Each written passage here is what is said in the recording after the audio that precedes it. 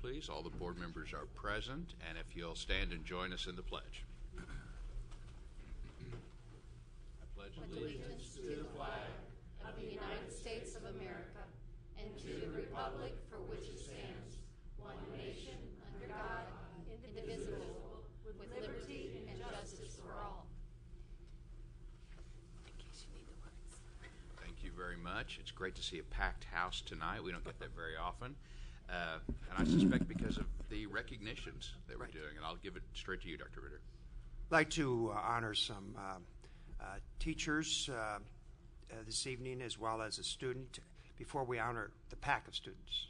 Okay, and the reason we're doing that, of course, a special recognition as far as teachers are concerned, and that's Teacher of the Year. So Mr. McKenna will introduce our Teacher of the Year. Well, good evening. It's my pleasure to get to kick things off with some of our most special recognition of the year. It's always a fun time to get to meet our finalists, which you all remember from last month. And since that time, of course, we've named our Teacher of the Year. Before I introduce Dr. Snodgrass, who will introduce the Teacher of the Year, there are several folks to thank. It's a big process, and we want to make sure that we highlight the efforts of a lot of folks, specifically the Teacher of the Year Selection Committee. They have the unenviable task of going through the loads of qualified and fantastic teachers that we have in this district, and that's not an easy decision. The foundation staff continues to support this program and the recognition itself, and we appreciate their time and energy. Also, the applicants themselves and the finalists for Teacher of the Year, they have a long process to go through, and they help us by doing the interview process and completing a lot of prerequisites that we ask them to complete. And our sponsors are Missouri State University and Mercy Health Systems. We would, of course, not have the prize, which is a significant part of the fun, I'm sure, for at least the Teacher of the Year. So without further ado, I'll introduce Dr. Snodgrass, who will introduce us to our Teacher of the Year. Dr. Snodgrass.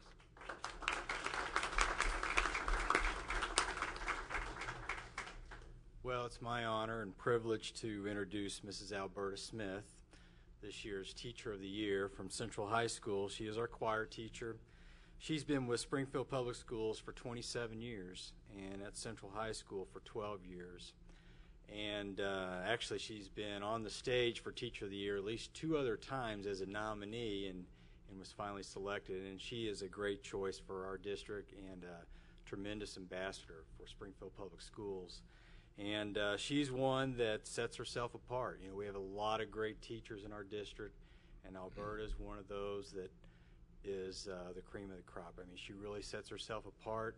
If you were to ask students that graduate from our school, when they come back and visit, who is your favorite teacher? And Alberta Smith is one that's regularly named.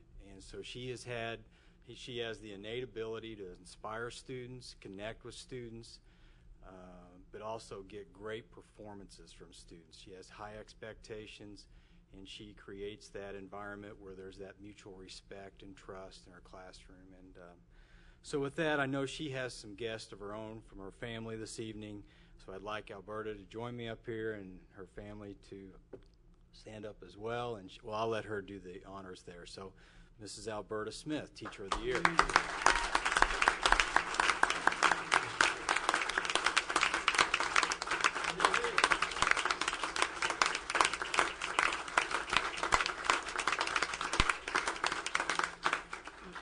Thank you, and I'll just introduce my family because I believe they might all be here.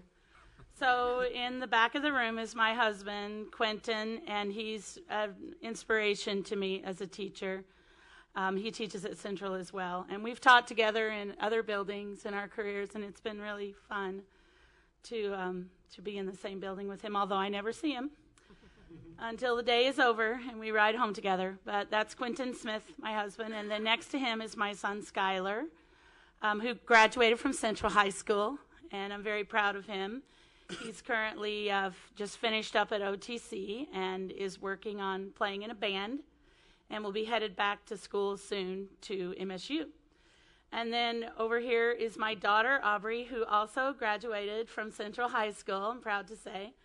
She is now a music education major at MSU, and she plans to be a choir teacher when she graduates in 4 years, about the time I retire. So Mom is going to help her out in her first job, wherever that might be. And and then next to her is my son, Quint. He's my oldest. And Quint is a Kickapoo High School graduate, student body president, 1998. And he is finishing 2 separate degrees, we hope sometime. And sorry, I didn't mean it like that, gosh. Okay. He's kind of a perpetual student, which is really, really great. But he's currently here in Springfield for a little while, and really happy to have my whole family here tonight. So thank you very much, you guys, for all your support. And I'm proud of my students who are also in the room being honored later. But I'm not going to say any more because we'll save that for next year's banquet. But thank you so much. I just still can't believe it. I'm still pinching myself. And thank you for the honor of being in this school district for 27 years. It's my dream job, and I thank you very much. Alberta.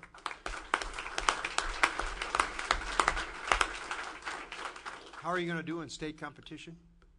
Already did it. Oh. All ones. Perfect. For the choirs, yes. Perfect scores for the choirs for, I think, 10 or 11 years running since I've been at Central. So. No, what I meant is that's Teacher of the Year. Oh. Yeah, how are you going to do there, do you think?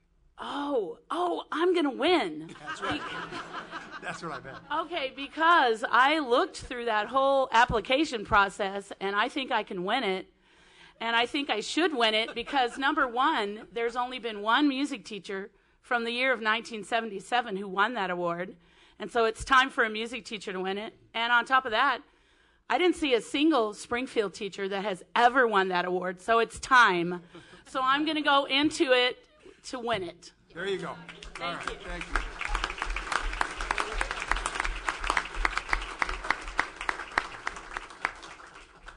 Well, thank you very much, and congratulations again. And I was wandering through an airport, Chicago or Atlanta or somewhere, and I hear this familiar voice behind me, and it's Mrs. Smith leading her choir kids through the hallways of the airport at the crack of dawn, headed on a choir trip, and I knew they were in good hands. So, Awesome. perfect. Awesome. Librarians. Right. Dr. Hackerman, please. Good evening. It's my pleasure to introduce you to Marilyn Harris and Shelley Foltz, Library Media Specialists at Glendale High School. Mrs. Harris and Mrs. Foltz are this year's winners of the Linda Luke Librarian of the Year Award. The Linda Luke Award was established in honor of the late Linda Luke in 1997, a former teacher and librarian. The Librarian of the Year is chosen by the foundation based on an attitude of caring and concern and a commitment to supporting the teaching and learning process and innovation. The Glendale PTSA president nominated Mrs. Harris and Mrs. Foltz, saying, "They are on top of things, constantly seeking out ways to improve the services they provide to GHS students. Moreover, you could not meet 2 nicer, more outgoing, student-focused people. Their hearts are in the right place as they mentor students, write grants, and always put the students of Glendale first." This year, Mrs. Harris also won the Bright Idea Award for Innovation from the Missouri Association of School Librarians for her zero-budget DIY library remodel. And Mrs. Harris and Mrs. Foltz, along with A-plus teacher Sharon Maslowski, won the Teacher Librarian Collaboration Award from the Missouri Association of School Librarians for their collaborative project, Tomorrow's Library Through iPads. Congratulations, Mrs. Harris and Mrs. Foltz.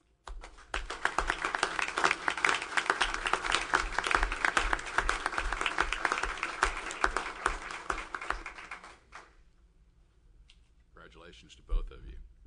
This time, Dr. Harrell, please. National Forensic League Diamond Award, please. Good evening. We often come to you celebrating students who have performed at national level for speech and debate.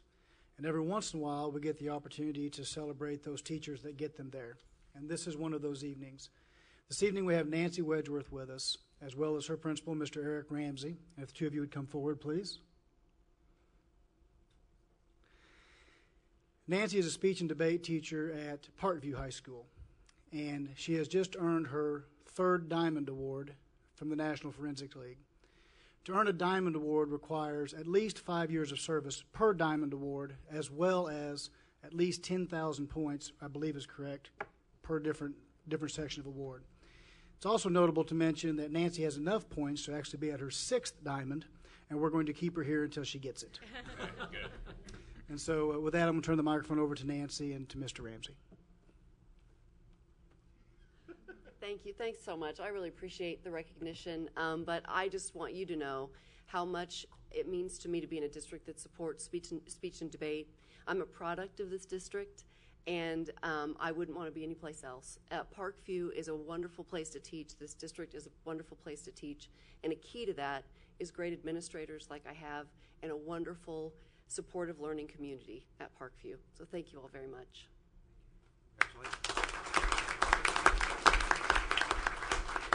I'm going to go ahead and add, if you don't mind. It's hard to listen to one of my teachers speak and not be able to say something about her. Since I got to Parkview 2 years ago, I heard a lot about the speech and debate program, but I just want to say that Nancy is an outstanding person. She is magnetic. Students are attracted to her professionalism and her program, and she does a lot for Parkview outside the speech and debate program. So just another applause for Nancy. Thank you very much.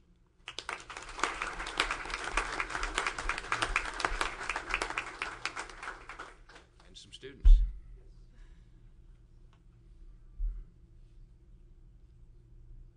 It's my honor now to introduce the students for the Missouri Scholars Academy as well as the Missouri Fine Arts Academy. And by the way, welcome, and hopefully you'll come back for more entertainment as far as the school board is concerned. But anyway, I want to encourage that.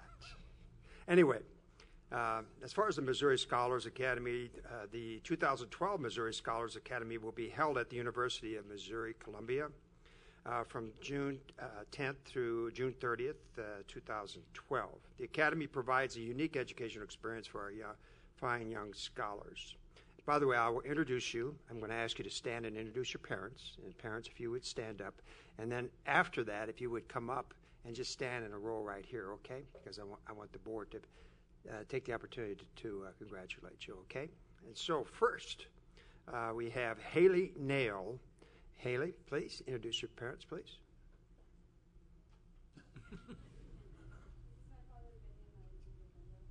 Okay, thank you. Then we have Melinda Chow. Melinda. Okay, welcome. Olivia Rowland. Okay, congratulations.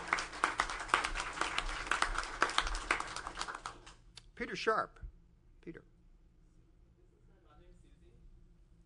Okay, welcome. Mackenzie Wages.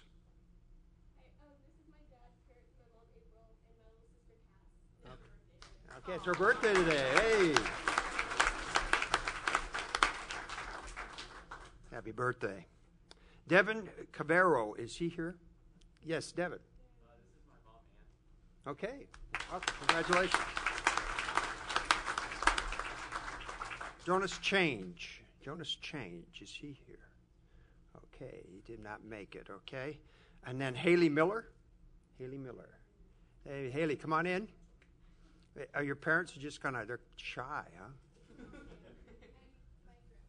Okay, well, you want to come on in?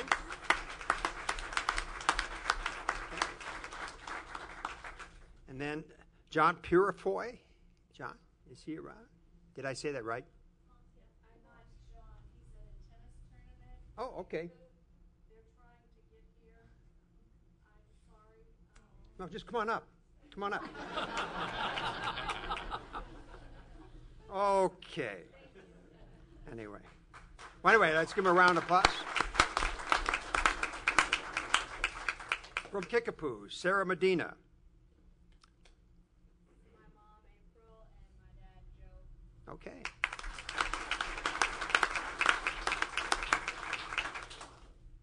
Then from Parkview, Emily Eisenbacher.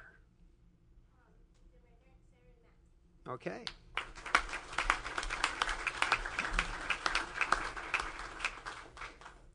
Okay, so these are our scholars, and board, if you would, why don't you turn around and look at the board? And if you want to, you can wish them well, whatever, and then go ahead and be seated. Thank you.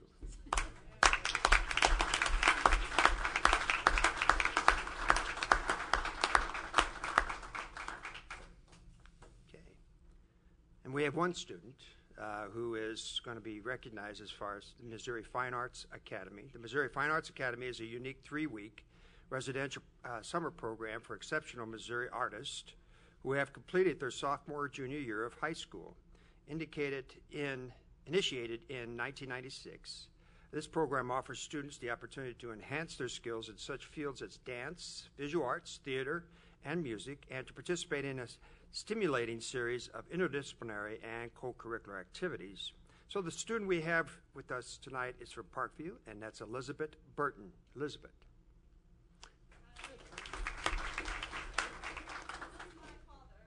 Okay. Okay. And Elizabeth, what's your specialty? Oh, vocal. Vocal. Okay. Okay. Well, congratulations.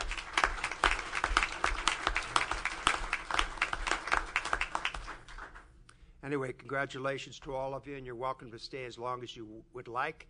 But let's take about a 2-minute break to kind of give you an opportunity to leave. Okay? And then we will go ahead and continue from there, okay? So thank you for coming, all of you. And congratulations to all of you.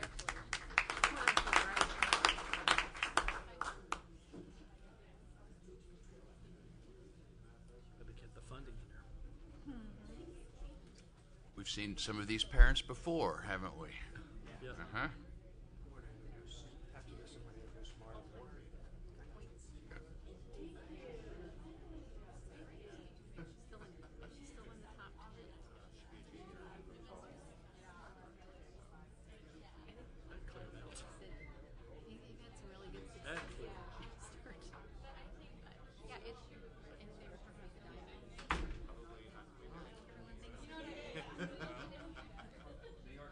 Well, he said they're sort of entertaining, so I don't know.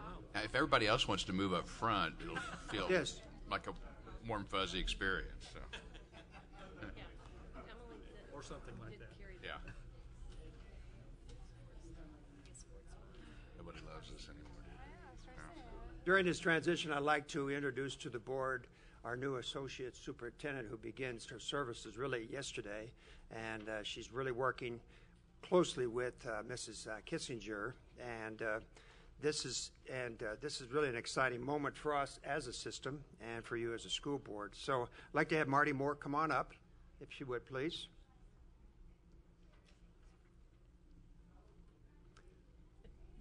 Now, I'm not going to roast you, but anyway. Yeah, Data. Oh, yeah, she's big data. Anyway, she comes to Springfield Public Schools from Iredell Statesville Schools in North Carolina, where she has served the past 4 years as executive director of that district's Leadership Academy. Marty was instrumental in developing the academy, which guides school improvement processes, including professional learning and for the school districts. Also, Marty, prior to going to North Carolina, she was a classroom teacher for many years, and then served as a national level facilitator, helping state departments, districts, schools, and classrooms implement continuous improvement practices. So if you have any other questions, I'm going to give you the floor, and feel free to ask her any questions, but if you have anything else to say, feel free. Marty Moore. I just wanted to express my delight in having the opportunity to work in this district. I think we saw rich evidence of the strong instructional tradition that you have here in Springfield Public Schools. My work in other areas has always led me to kind of benchmark with Springfield Public Schools, and it's just a delight to be able to serve in that capacity with such outstanding professionals and be a part of the great work that's going on here. So I look forward to a rich career of service here in Springfield Public Schools. Thank you. Thank you very much.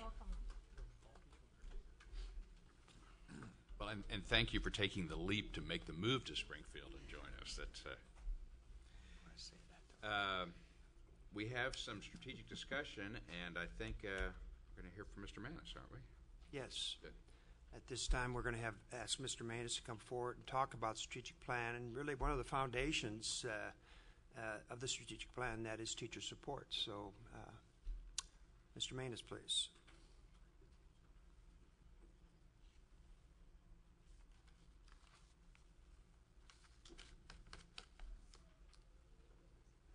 Thank you, Dr. Ritter.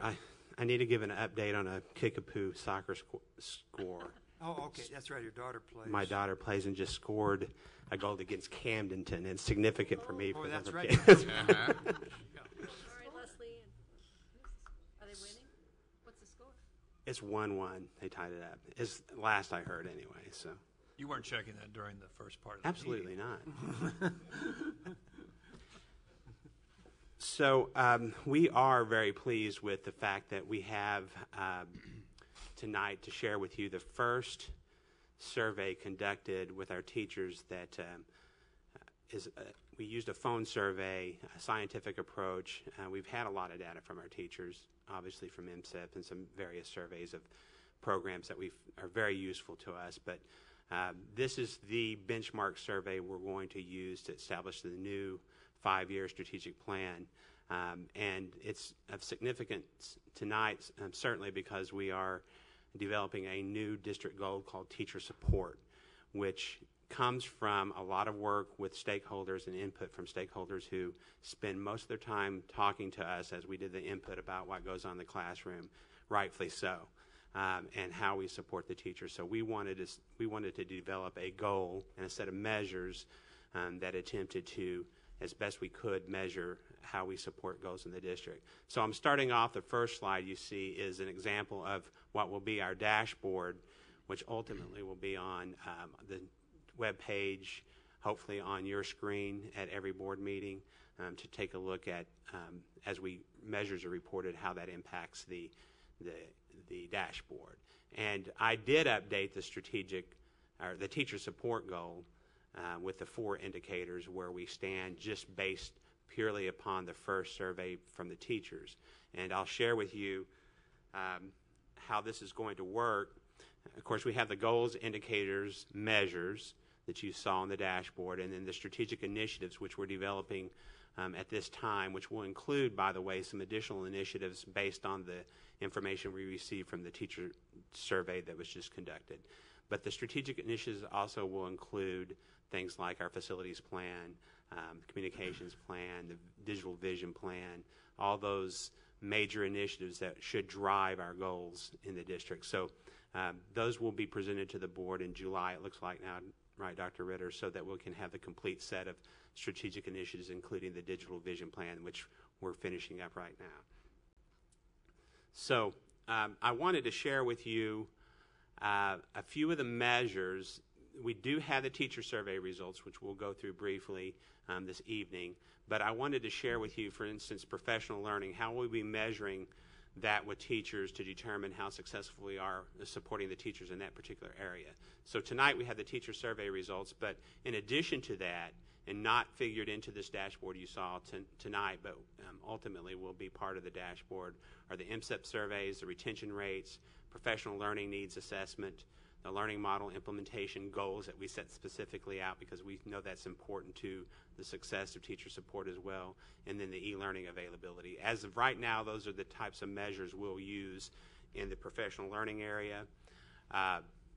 Community support, this is a new one for us, by the way, in our strategic plan, and I think it's one that probably should have been there from the beginning, quite frankly, because this gives some responsibility to the community to support the teachers as well, because ultimately to address issues like class size and pay and benefits, obviously you have to have the investment from the public there. So we'll be looking at class size, comparative pay and benefits. That's that sheet, if you recall, that Dr. Goodman reports out that has the red and green that shows how we compare to surrounding districts with our pay and benefits, parent participation, volunteers, and levy comparison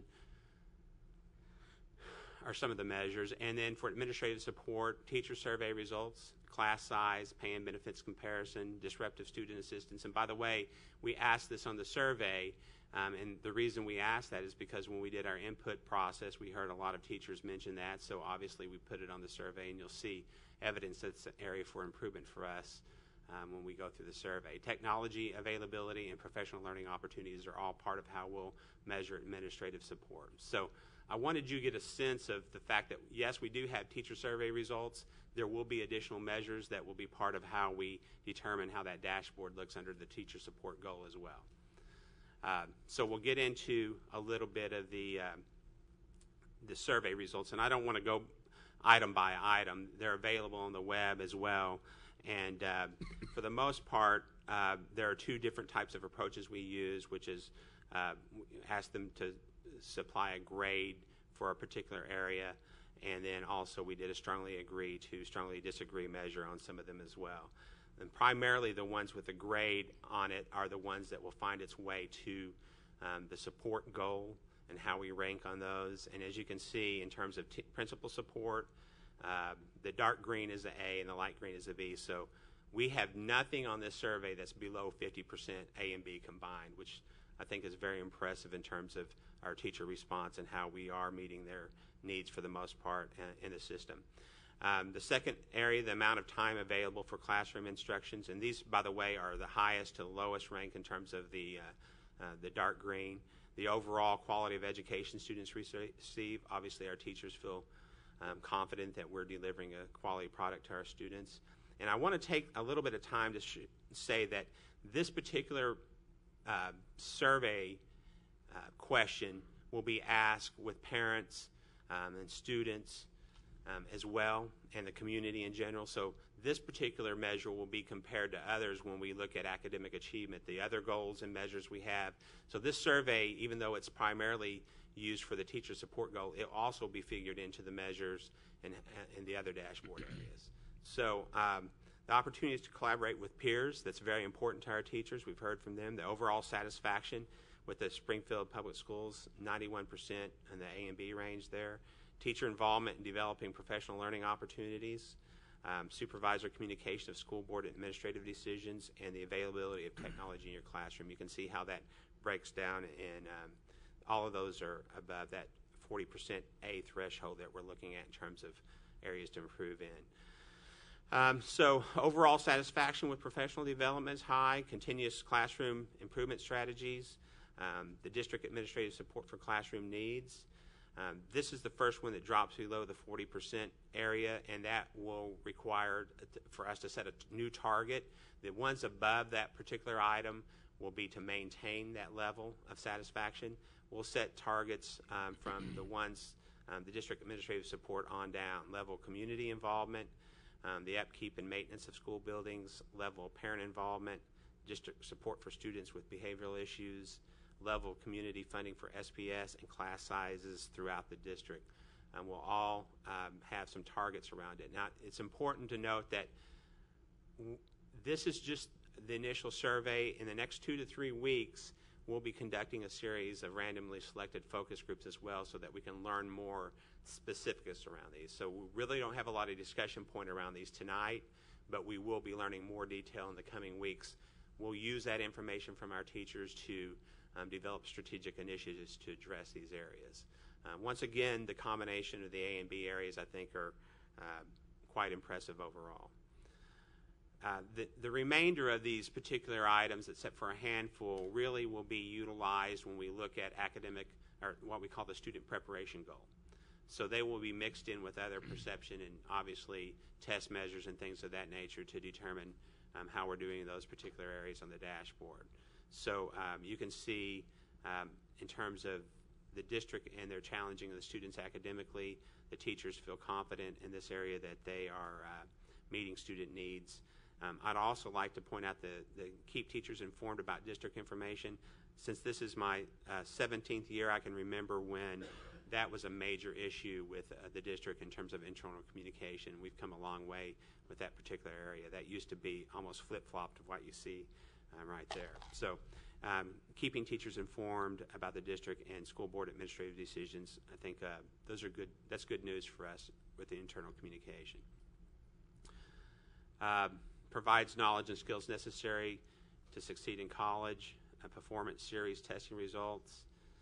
You can see down the line, we go below the 40% on the provides the skills, knowledge necessary for students to compete in the workforce.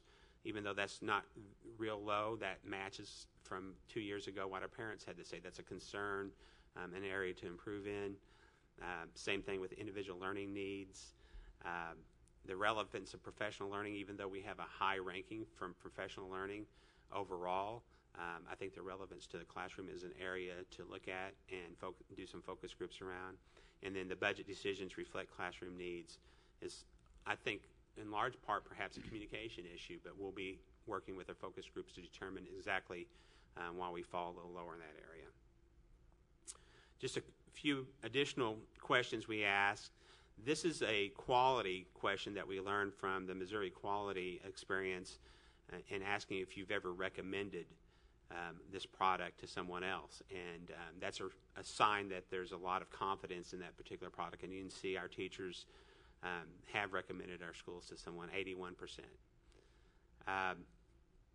MAP testing, we wanted to find out a little bit that's a lot of stress around that particular area, so we did ask the question around how much emphasis we place on MAP. And choice, this is interesting. 6 years ago when I did the initial surveys for SP5, we were a little lower than this, obviously. I think 15 points lower. I think it's around 50% of our parents. So 50% of our teachers, I should say. So 70% now say they'd like to see more choice, and 60% say they would like to teach in a choice program. So we've seen some increases in that area and awareness, by the way, of choice. And I would like to end, Dr. Goodman's going to present the quarterly report in a few minutes. And in that report, you'll see one of our existing strategic plan goals is the number of choice offerings we make. And we've successfully added choice offerings every year, and we've met those strategic, the SP5 goals. In addition to that, there's been numerous discussions. We had another great one last night with parents around choice and innovation. And Dr. Hackenworth and Christine Giddings are heading up the core team, and I know you've had some conversations with them regarding the future of what we call choice and innovation. And what we would like to do is start to move that discussion to the innovation side. Choice has been a great term for us to use. SPS Choice has branded us in terms of offerings to students and parents, but we see this more as innovation and choice in the future. So we're going to start that movement over to innovation. Ultimately, our goal will be that when we ask parents and students if we are an innovative school, if we're meeting the individual needs of your student, if they're prepared to compete in the workforce, if those are all high marks, that will replace this particular goal of the number of choice offerings we have. That gets away from the label, the categorization, and it says to us we're learning from choice and using that innovation in all our classrooms. So we would like to start to make that transition away from the number of seats that you could argue would be in a so-called choice school and the label of choice to do our parents feel like they're getting the innovation, the skills all at every classroom. So look for that transition in the next few years as we add additional learning opportunities for students. I'll be glad to answer any questions that you may have at this time. Questions for Mark? Ready to follow up with that, if I may. The learning model really is the extension of that. That's the next thing to happen. So, okay, I'm sorry.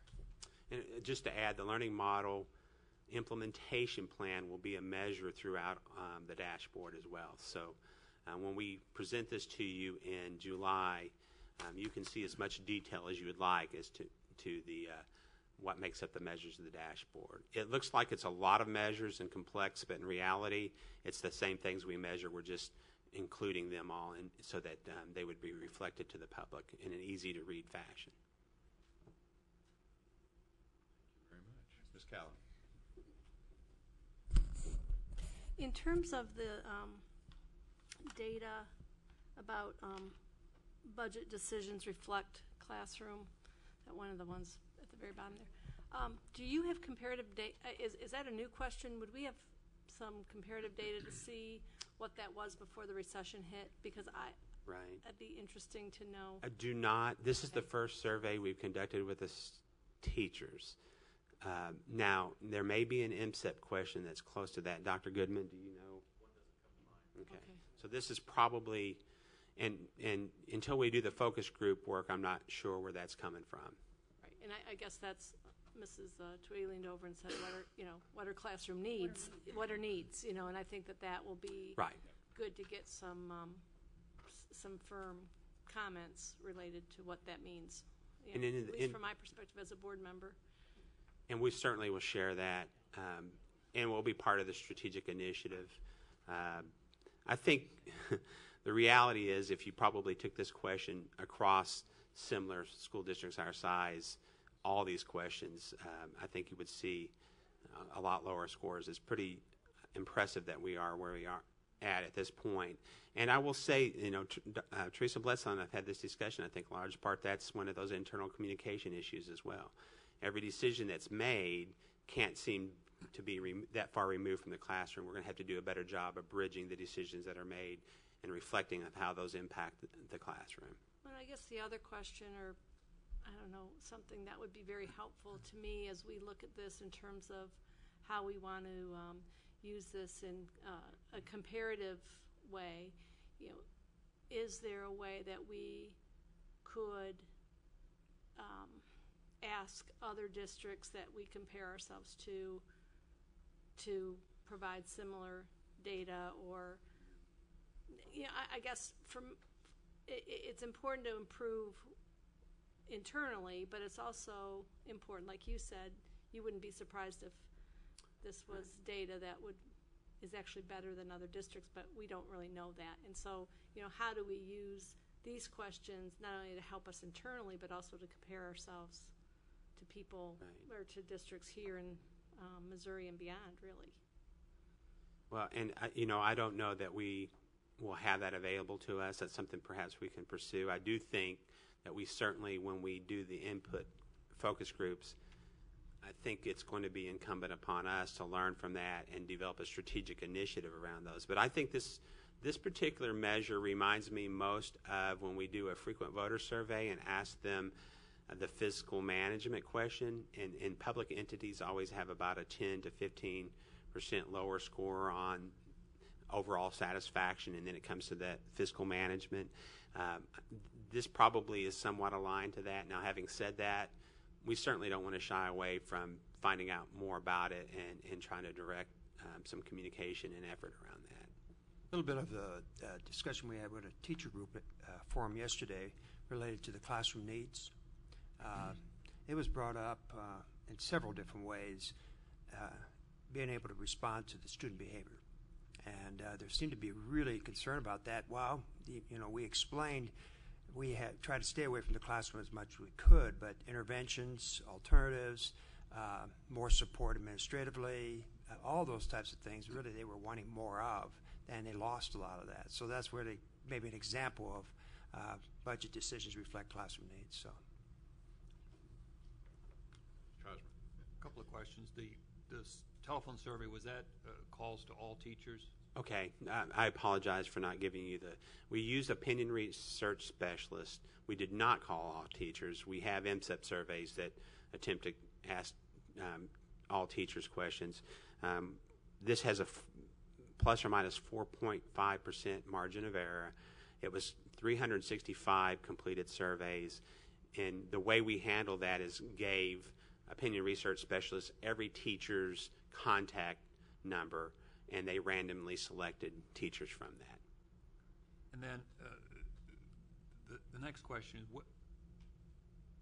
where did we get our idea of what is a kind of a score we're going for and we're happy with versus, because I know an A and a B or strongly agree. Right. Where did that kind of threshold come from?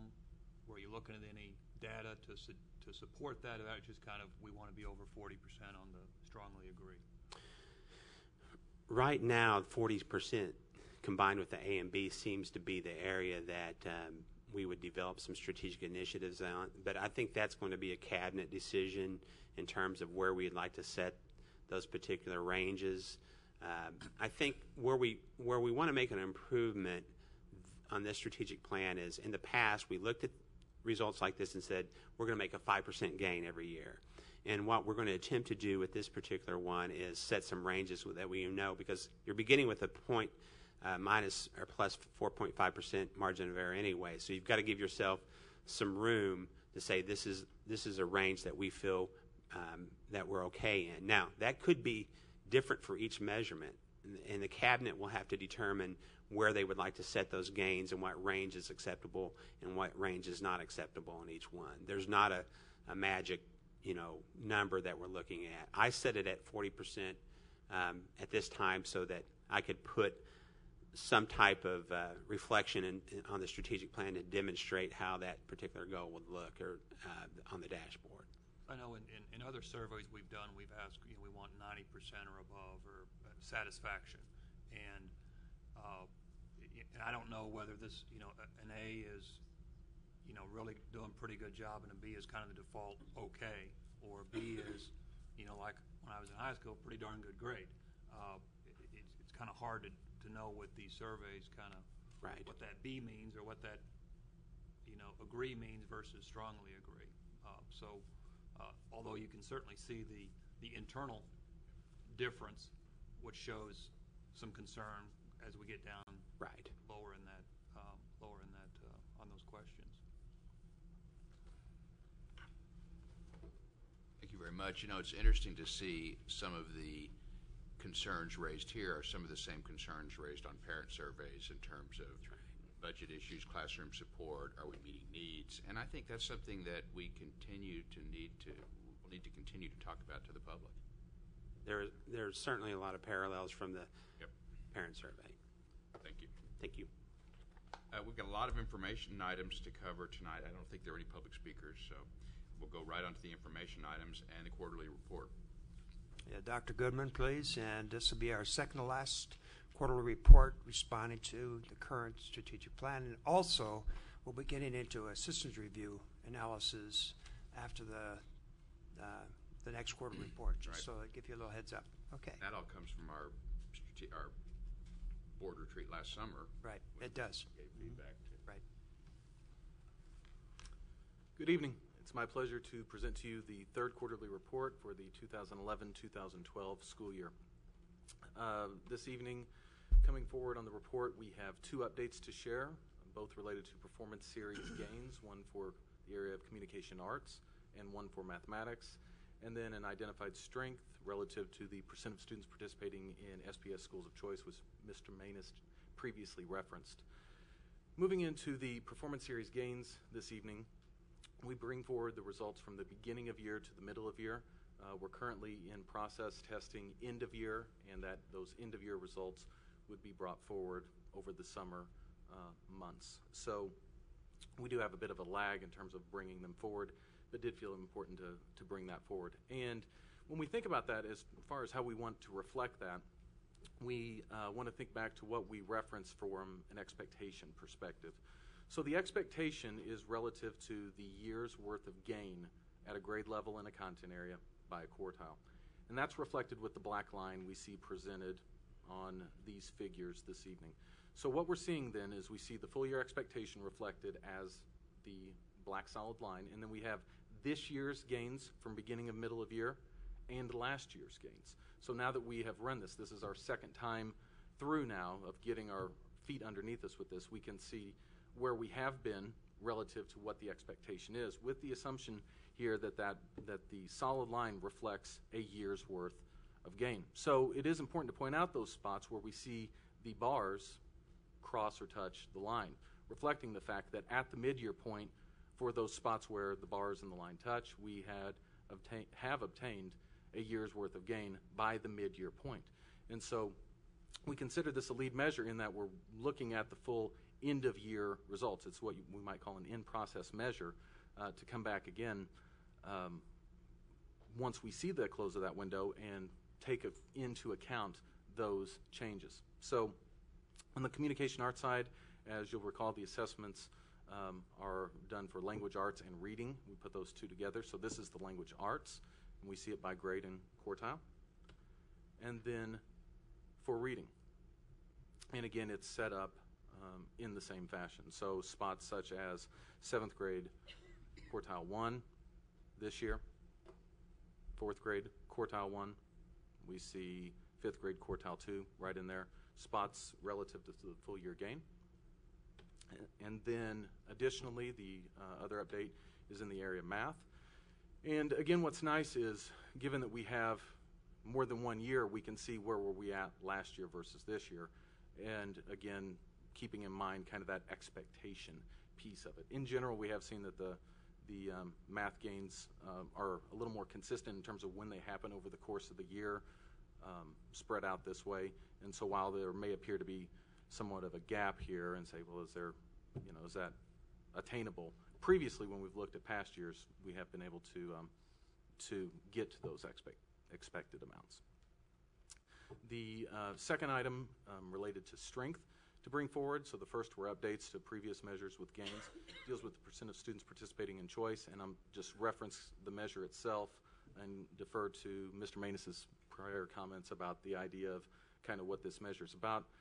But essentially what we see here then is what percent of our kids are engaged in these choice offerings relative to a target spread across the years. And what we've done is to get at the numbers. Those reflect the number of students engaged in these opportunities for each year that we present the measure, and then we are essentially just extrapolating out what would the number be if we had the exact same enrollment we have this year. That's about our best way to say what would it take to get 15.66%, assuming our current population as kind of a projection going forward. So this evening then we've shared with you two updates, one on the Performance Series Communication Arts gains beginning to middle of year, one for math, as well as the strengths for choice offerings. Be happy to take any questions or share anything else at this time. Dr. Frederick. Yes, can I back up just a second to page? Absolutely. Let me pull up that report. Okay.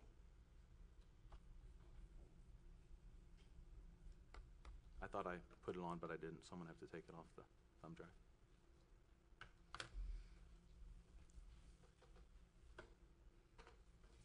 Page 13.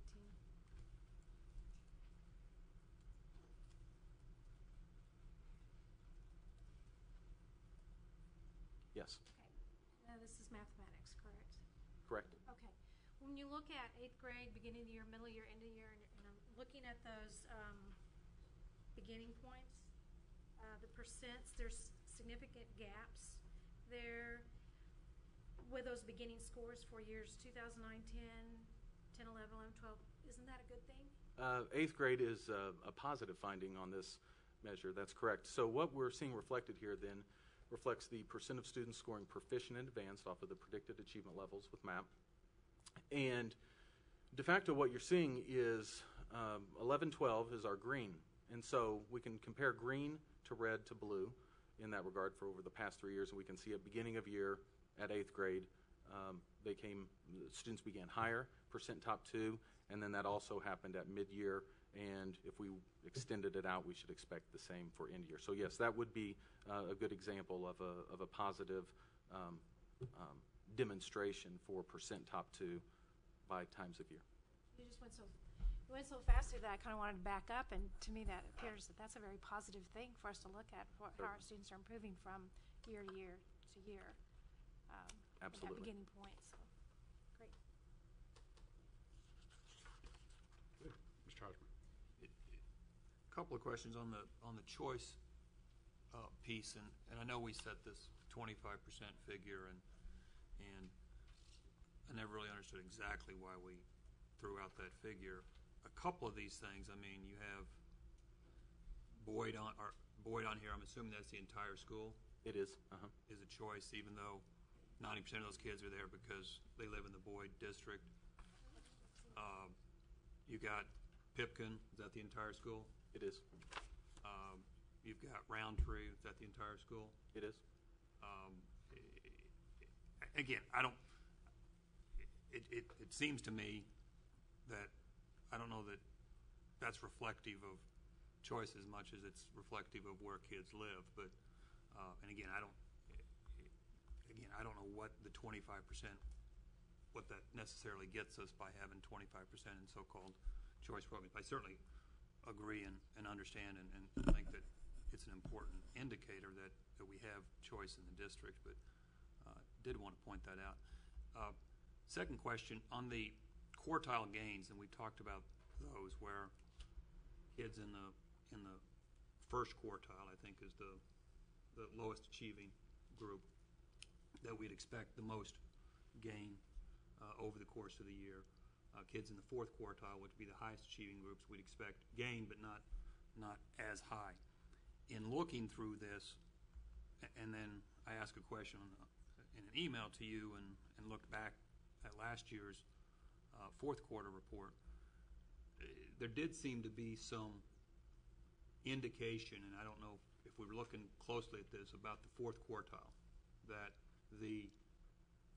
that while we are perhaps hitting the expected level of gain with that group of students, we're certainly not getting the percentage above that we're getting with kids in the other quartiles. Is that an accurate reading? Such as Q1, Q2? Yeah. Yeah. Well, I tell you, if you're okay, I'll go ahead and pull that up, and we'll just have it in front of us, and we can talk of it off of there.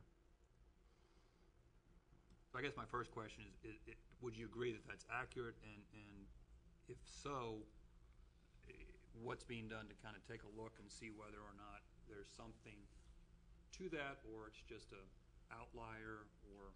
Sure. I'll share a couple of follow-up connections there. Just go ahead and pull it up.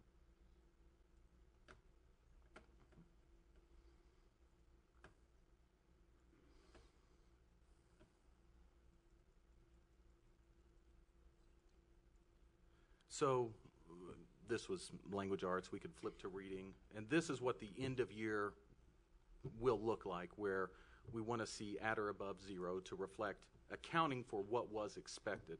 And so when we look in here, we can see that red would be Q1, yellow Q2, green Q3, and Q4.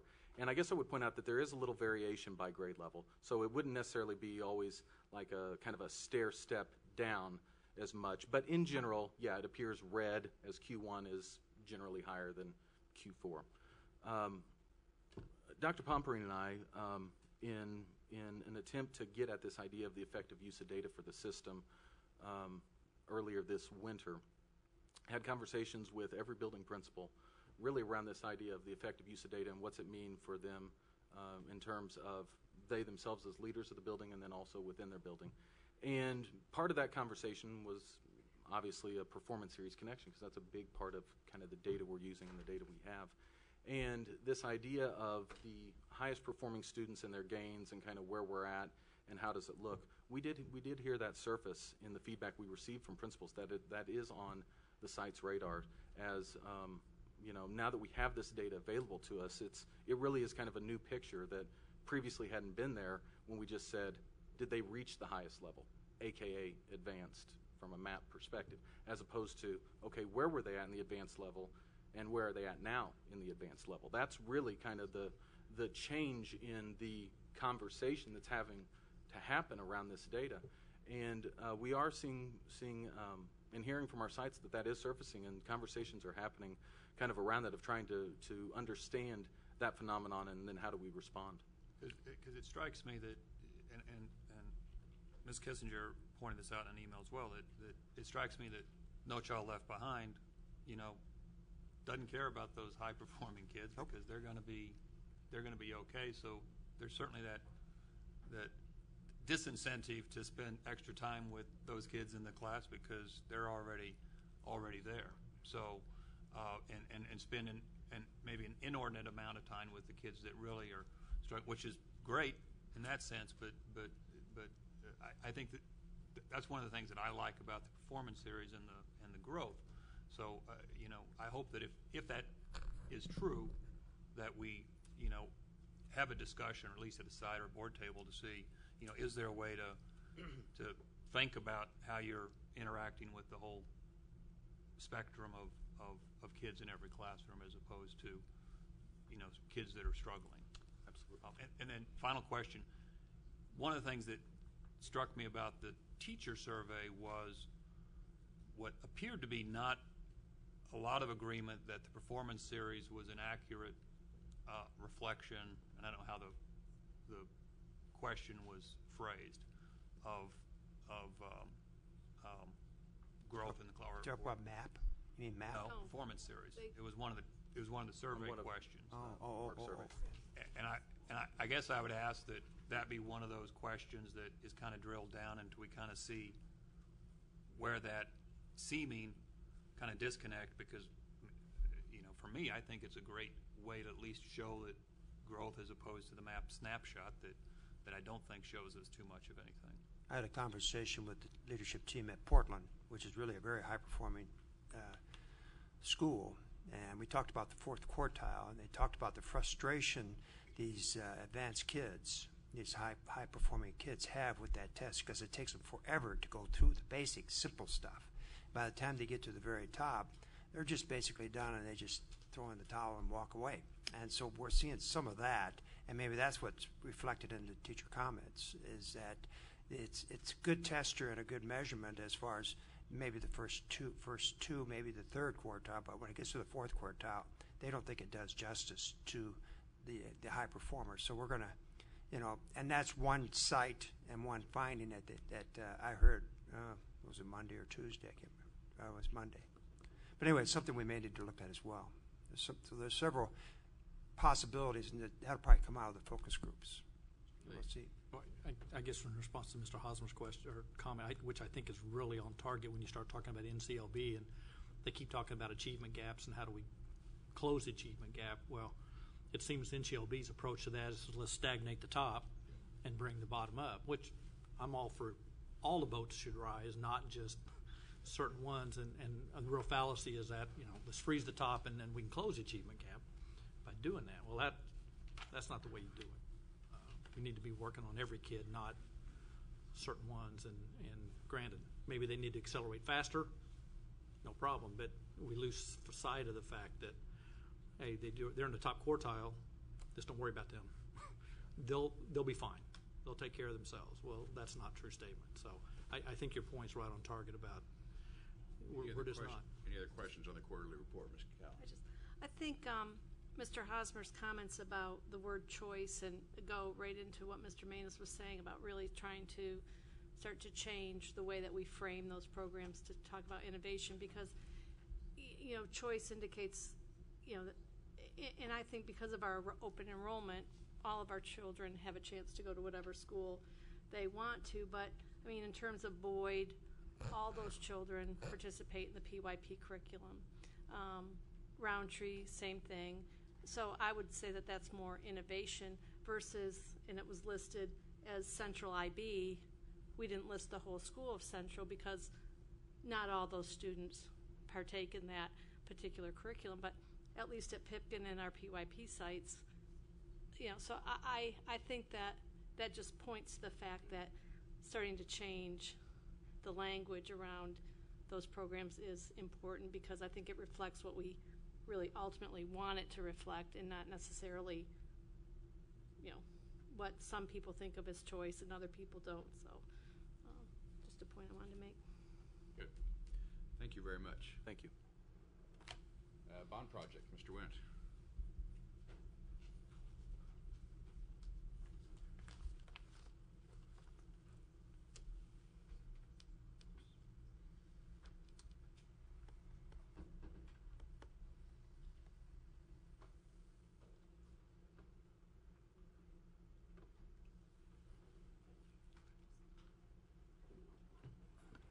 Good evening, Mr. President, members of the board, Dr. Ritter. It is my pleasure to present to you this evening the 2009 bond project update.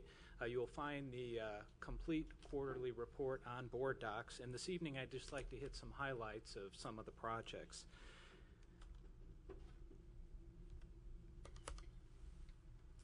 First, as we look at the air conditioning projects, you will remember we have a shorter summer this year, so we do create a few challenges for ourselves. But as we look at the two main projects that we're going to be working on in air conditioning this summer, that is Sunshine and Phelps. And in both cases, the contractors have been very proactive and have done some preliminary work during spring break to give them a good jump on the summer. As noted and mentioned before, it is our goal to have air conditioning in the all-purpose room at Sunshine, and doing everything we can to get the air condition up in the building prior to the August 15th, and we will be working closely with the contractor to see what we can do in those areas. The remaining project to be bid is Teft, which will be bid here shortly. That work is not to be performed in the summer, but it is actually scheduled for the fall because that works best with the schedule of events that take place at Teft. As we move into the construction, the main construction projects that we have, starting with Hillcrest, our completion target is for March of 2013. And as we talk about the short summer, even though these projects span several months, summer is a critical window for us to hit in a number of different areas. This is a shot actually in the lower area, which will be part of the kitchen area.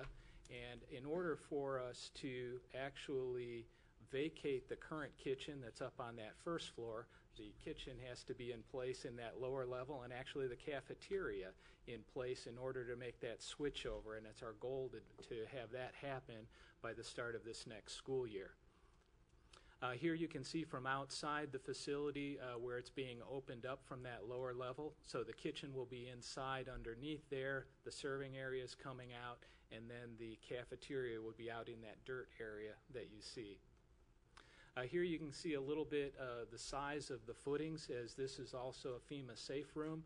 You'll notice that if you've ever noticed footings on a house, this isn't exciting for a lot of people, I apologize for me, but that's 4 foot wide, 4 foot deep, and that's to handle those pre-stressed panels for the safe room. So it's significant. And here you see some of the contractors putting the concrete in and getting those footings in place.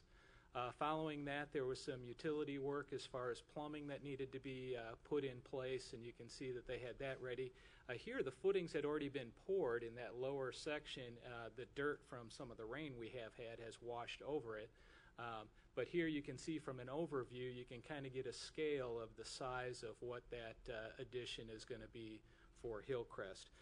One of the challenges we're working through is we're going to be dealing with upgrading the electrical service to this facility. Is during the month of June, we're looking at a good portion of June that the main building will be without power. The Hyper will have power, the Annex will have power, the Science Wing will have power, but we're having to work through some of those issues to keep we'll be relocating the office temporarily to the new Science Edition while that work takes place. So a lot of things happening at Hillcrest. As we look at Westport, on this project, we're looking at a May 2013 completion date. Here, this is actually the pad, and the footings have been poured for the addition of that classroom wing on the north end of the facility. Here you see the footings for the gymnasium and the locker. These are actually 12 foot wide because there's 2 walls joining there as part of that. On the bottom right, you see that's the stack of the pre-stressed panels, which are the wall materials that will go up in place, and I'll show you a picture in a moment. Here you can see as they finish pouring those footings, up in the top right corner is that pad for that classroom wing. That area right there in the center of the photo is where the gymnasium will be. Here they had just finished, they were in the process of pouring that slab for the classroom addition. And here you can see once that crane is there and they start setting those precast panels, it goes up really quick.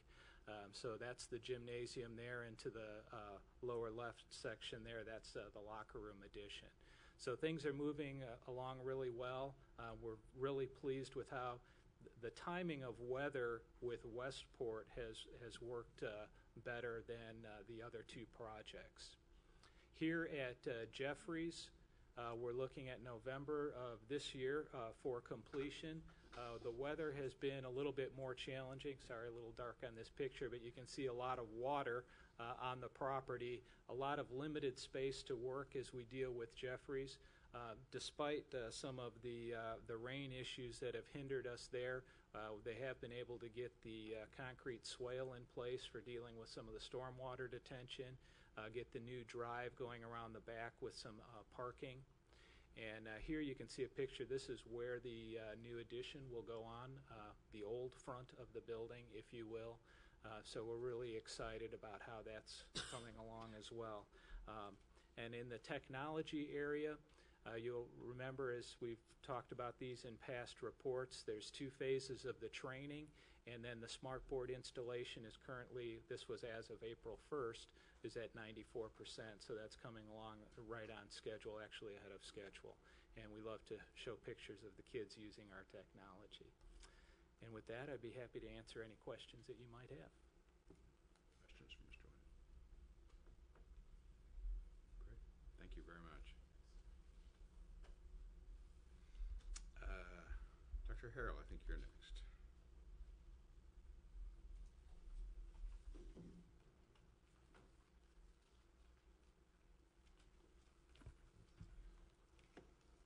Well, good evening again. I'm excited to come to you with an opportunity for us to partner with OTC and Missouri State University in the expansion of our middle college program.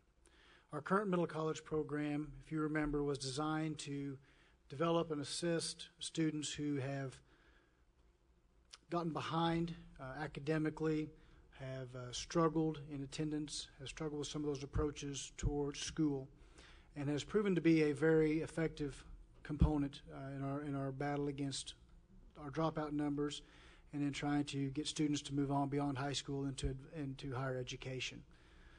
We will be graduating our third class from the middle college program on May 16th of this year, so it's very exciting.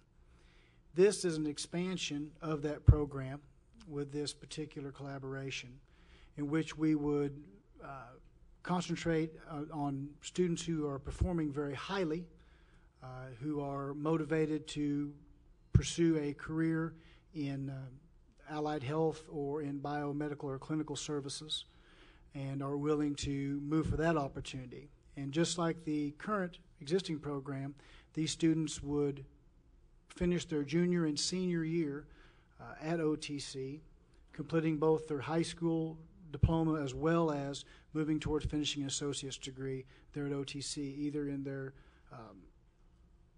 Associate of Science in Nursing or their licensed practical nursing program. Upon completion, and with the expectation they meet the same criteria of any other student entering those different biomedical fields at MSU, they would have privileged acceptance into those programs. So then continue their education on a four-year level for a bachelor's degree in one of those areas.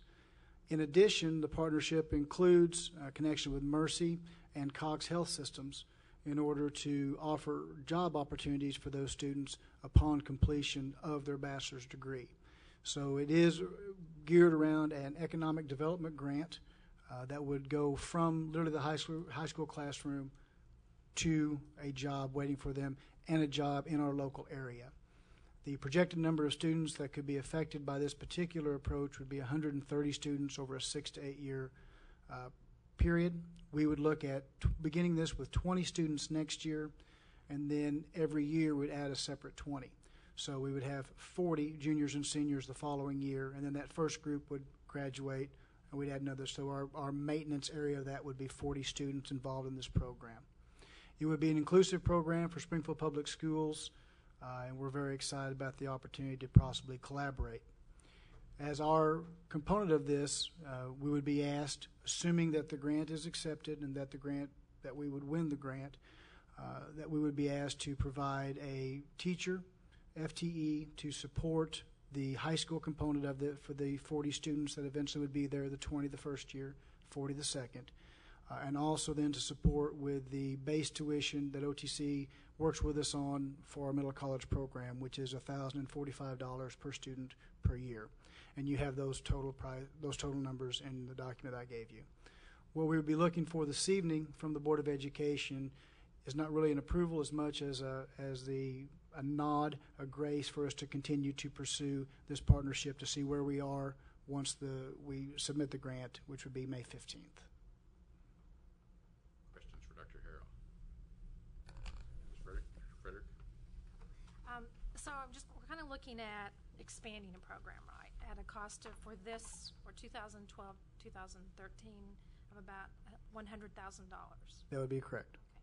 Okay. And well, in reading this, I think it's an excellent opportunity and it'd be very exciting for those students that would be able to take advantage of this. But I just have a couple questions. Will we, as the board, have an opportunity to see the new SP5 district goals before we would commit funding for this grant?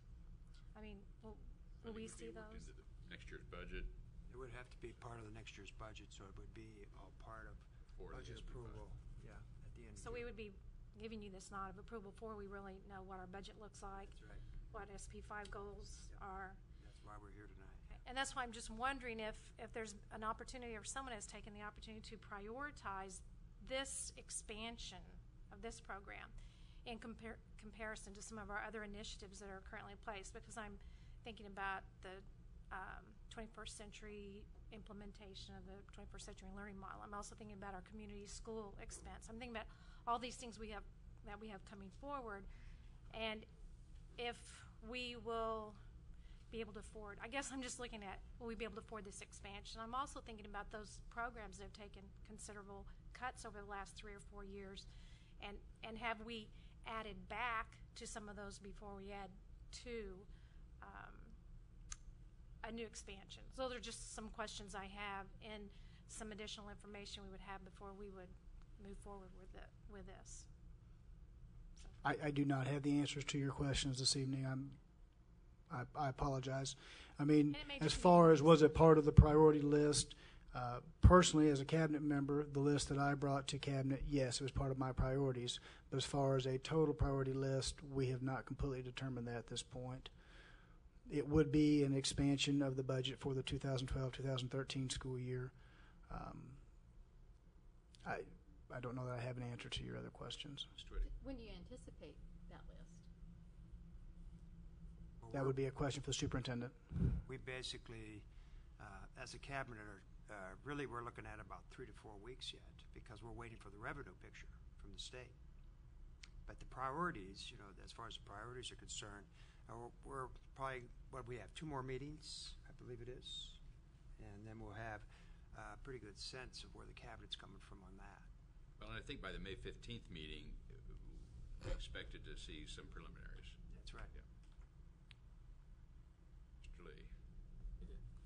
I guess and Dr. Hill and I have had some discussions over the last week on a couple of these things with this, and one is I'm really excited about the possibility. I know there's cost, and we have to think about that, but I think there's real potential here with some of the things that are going on in the community with P20 Council, and what can we do to work with the transitions between high school, workforce, college, and that kind of thing. And I'll bring it up now. Maybe I shouldn't, but we'll talk about it later. But I really want, because it kind of applies here. One of the things when I was at the NSB meeting, talked to a school district in Henrico County, Virginia, which is Richmond. Mm-hmm. Yep. And they had created somewhat similar to this, an academy for students that basically, bottom line is, they go to high school. In high school 4 years. When they graduate, they've got not only a high school diploma, but an associate's degree. They come out with 61 hours worth of credits at no cost to the student whatsoever. That's true. And then they can move on to a 4-year college or 2 years, whatever they decide to do. But it was just an incredible opportunity. I mean, where this goes, I don't know, this grant, but it was just an opportunity for kids to, progress at a faster, accelerated rate if they want to do that. This one happened to be in social sciences, but they're talking about business, they're talking about STEM, engineering, whatever, doing different academies. But it was school within a school. And when I saw that, I was kind of excited about it after I just talked to them, and this comes up on the agenda. I thought it was a really good opportunity to work with OTC and help these students, particularly in the health field. Because that's the thing we've been talking about in the community, is because there's such a strong health community in this community, what a great way to do that. And there is a predicted shortage of this level of jobs that this would be creating in our health community. And also something you mentioned there about the student, the cost to the student, that I did mention in your information item, but I did not mention in my presentation this evening. This would focus on, the students would have to qualify at an income level. So this is designed to support students who are performing very highly, 3.5 GPA or higher, and then also would have financial needs that they would meet along those guidelines. So it's about opening up opportunities. And I think another very attractive point for me, personally, overseeing high school, we put a lot of resources in issues like this, and duly so, into working with our at-risk populations. This is an opportunity to support a population of high performers, and I think I think that in itself is a very strong component of this, but there is no argument that there would be a cost involved. So our purpose tonight is basically to give you a nod to apply for the grant, and then as this circles back around into budget time, we'll be looking at this along with the other pieces of the budget. Is that pretty much what you hope? That would be true. This would be allowing us to say, yes, we're a partner for this grant application, and then based on the approval. The application goes in May 15th. And another reason, this was a relatively short time. It was brought to our attention just a couple of weeks ago we started this work, and so it's new. So this really isn't a grant. I mean, I think as we look at, when you typically look at a grant, you think somebody's giving us money to do Right. this. So it's actually, and I guess this is where I'm a little confused, is in terms of our collaborative effort with OTC and Missouri State. We see what financially we'd be contributing, and I guess it equals about, if we're talking about 20 kids, $5,000 per student, right? Right. Would that be the total cost of what? Or No. Would there still be some? There is a grant component. The grant component is an economic stimulus grant, and it would go to the higher education facility or institutions in this situation, designed to help them support the adjunct camp or adjunct professors they would need to hire in order to keep this moving, as well as defer some of those costs in sense of supplies, textbooks, and those issues at the higher education level. So it's really a grant from the governor, as I understand it, to higher ed, who That is has accurate. taken some pretty significant hits over the past few years, even more so than K-12. But in terms of an economic advantage to SPS, There's not one. there's not No, obvious. that is true. Would there be other costs associated with students' education, or if we are educating kids at OTC and they're getting high school and college, and we're providing the teacher and we're providing the tuition, $5,000 a student doesn't seem that bad. Are there other costs that would be, that those students would have related to SPS? Maybe I'm not framing it right, but our average cost per student is what, about $7,600? Yes. So if we're only paying $5,000, that seems like a pretty good deal. And we would continue to, we count those students as far as state reimbursement. We still continue to do that. They're still our students, so we are reimbursed for those costs. There would be no further cost to the student per se during their high school years. There is some relief for the student once they transition both to OTC completely to finish up their associates, and some potentially as they go to MSU if there's any money in the grant left for them to support that. But once they got to MSU, they would be looking for other scholarships for sure to continue that support. And middle college is no longer exclusive to SPS students, is that right? They have expanded that to some of the area schools. However, we have a set number of spaces that we can fill, that being 90. And this year we did fill the 90. However, just students get disassociated with it, or maybe some issues occur, and I think we currently have 86. But this program would be exclusive to us.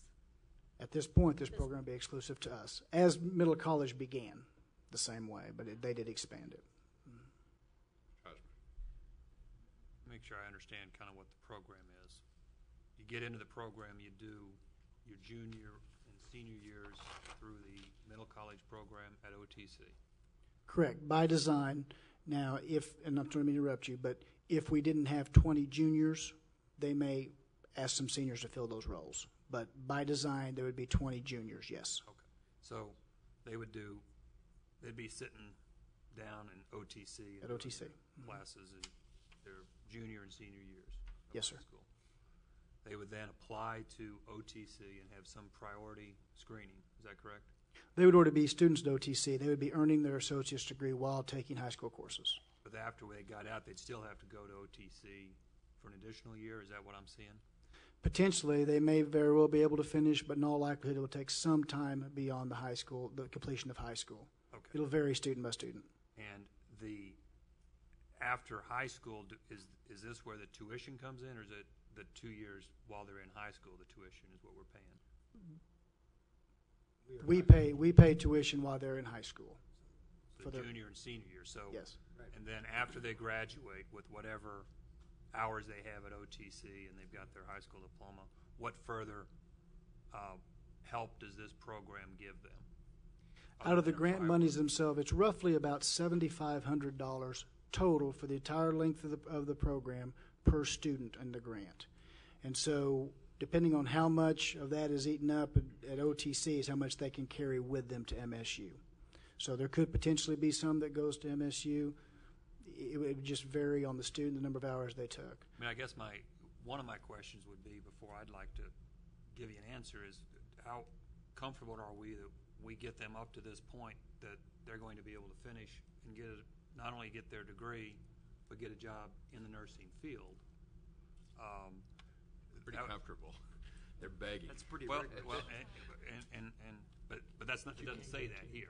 Those are one of the metric measures, but there are no guarantees. I mean, the student would A, have to maintain their interest in that field, and B, once they graduated from OTC, they would have to perform at the equal level of any other student trying to enter those medical areas at MSU as far as the performance. However, they would have priority clearance to step into that to take those tests and meet those expectations. And the $41,000 annual tuition, would that then double?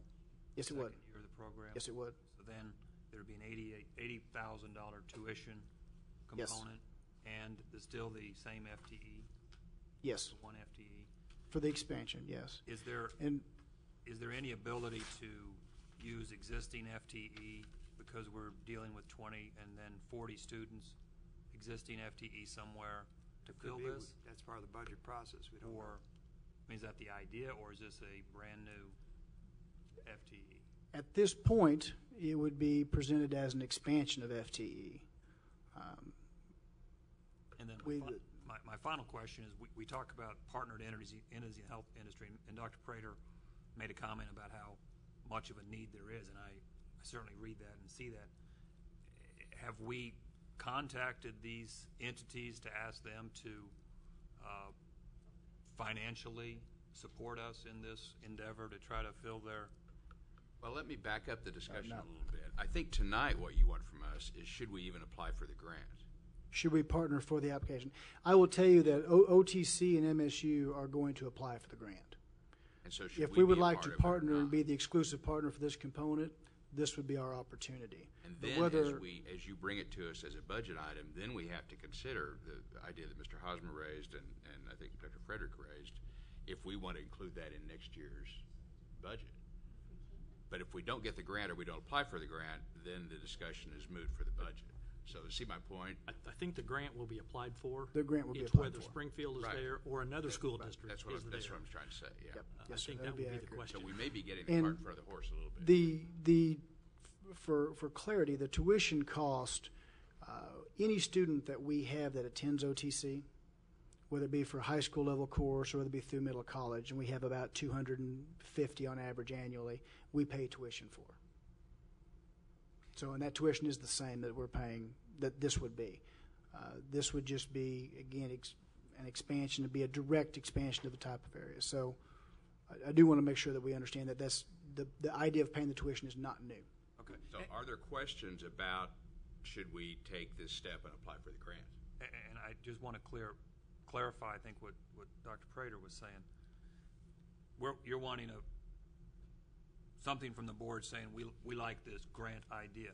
But when you apply for the grant, it seems like you're also saying, we're going to pony up and do what the grant says. Well, we have to have a budget discussion. Well, I understand. So, and I don't think we're ready to have that tonight. I understand that, but I mean, generally when you write a grant, get it approved, and you get it approved, you're writing the grant saying we're going to pony up these funds. Well, if the board votes the budget to accept the budget, then we are. If the board votes not to accept the budget, then we're not. Is that a little simplistic? But you have a relevant question on the grant, Mr. Lee. Well, but you're kind of leaving them hanging if you do that. Well, a little bit. We would be committing to be a partner. If we are part of this, we would be committed to the partner. Then it is automatically going to be in the budget. Then it would automatically be part of the budget expansion. I think that would be accurate, Dr. Ritter. And that's the question. That's what it's a little different. So So I'm not getting a consensus from the board as to whether the administration should apply for the grant or not. I think so. I'm on board. I think it's a great idea. I'm on board because one of the things the teachers said is we're not sure kids have the skills for the workplace. If they go through this, not only do they have the skills, we're partnering with all of our local groups, and it says will receive priority hiring for full-time position. I don't know how much more you could ask to prepare somebody for a job than say, we're going to make sure you get your high school diploma, that the community college will let you finish your degree, and if you do what you're supposed to do, I mean, that's no different than any other students that we have. We have no guarantee that they're going to fulfill their responsibility, but if we do, we've got two higher ed groups that said we will take these students, and to me, I say that tuition, we're already paying tuition for students to go to OTC. If you want to call it tuition, we're doing that already. And so if it's just a hang up with one FTE, there's always ways. If we're taking 20 to 40 kids out of high schools to help with their basic education courses, maybe that won't have to be there. But even if it worst case scenario, to me, that's your investment. And these students stay here and get a degree and get almost, if they finish the program, get a job and stay in Springfield. I'm having a hard time seeing the downside. Well, I agree with Mr. Renner, but I can see if the legislature cuts us $5 million, we may be having a different conversation. Whether if they boost us up $2 million, it's going to be a pretty easy decision. So, I as a board member, am willing to say yes, apply. But I think in a month or so, we could be having a different story. Mr. Lee, just point of clarification. You made a comment a while ago about the students would be still considered SPS. Yes. Students in the average daily attendance. Are they also considered OTC students by the state, or do you know? I don't know the answer to that question. I would say yes, because they are taking OTC classes as well. So and that wouldn't be the case for all of our kids that are over there. Okay. I would just, because they're getting funding for our kids also, if that's the case. And I can check on that. I was just curious if they're also getting funding for our middle college kids, and we are also getting funding. Fine deal. It's a great deal. I just was curious if they were considered OTC students enrollment with their count when they go to the state for funding, and that may play in some point down the road. I don't know in the discussion. Just following up on what Dr. Prater said. I mean, I think I think it's a great program. I think it's a great way to kind of hook into something there where I think you got your consensus right there. Well, but I get back to Dr. Frederick's point is, and we've talked about this at the board table of kind of spending money before we actually spend money in June when we do our budget. So then we've spent this money in May, and we haven't heard the other issues that are rising up, and I guess the question is, we are on a timeline deadline on this? Well, please understand that all of the concerns that you had, we as a cabinet had as well in discussions, and it is about the timeline in this particular situation. The application is due by May 15th, and for the inclusivity of Springfield Public Schools in this particular part of the program, at least for those 20 kids, we are in a little bit of a timeline. But I completely understand if that's not the board's direction. So you got your consensus from us. Forge ahead, and then we may be revisiting this in June. I understand. Thank you for your time this evening. We can only hope our legislature is benevolent. Mr. Chodes.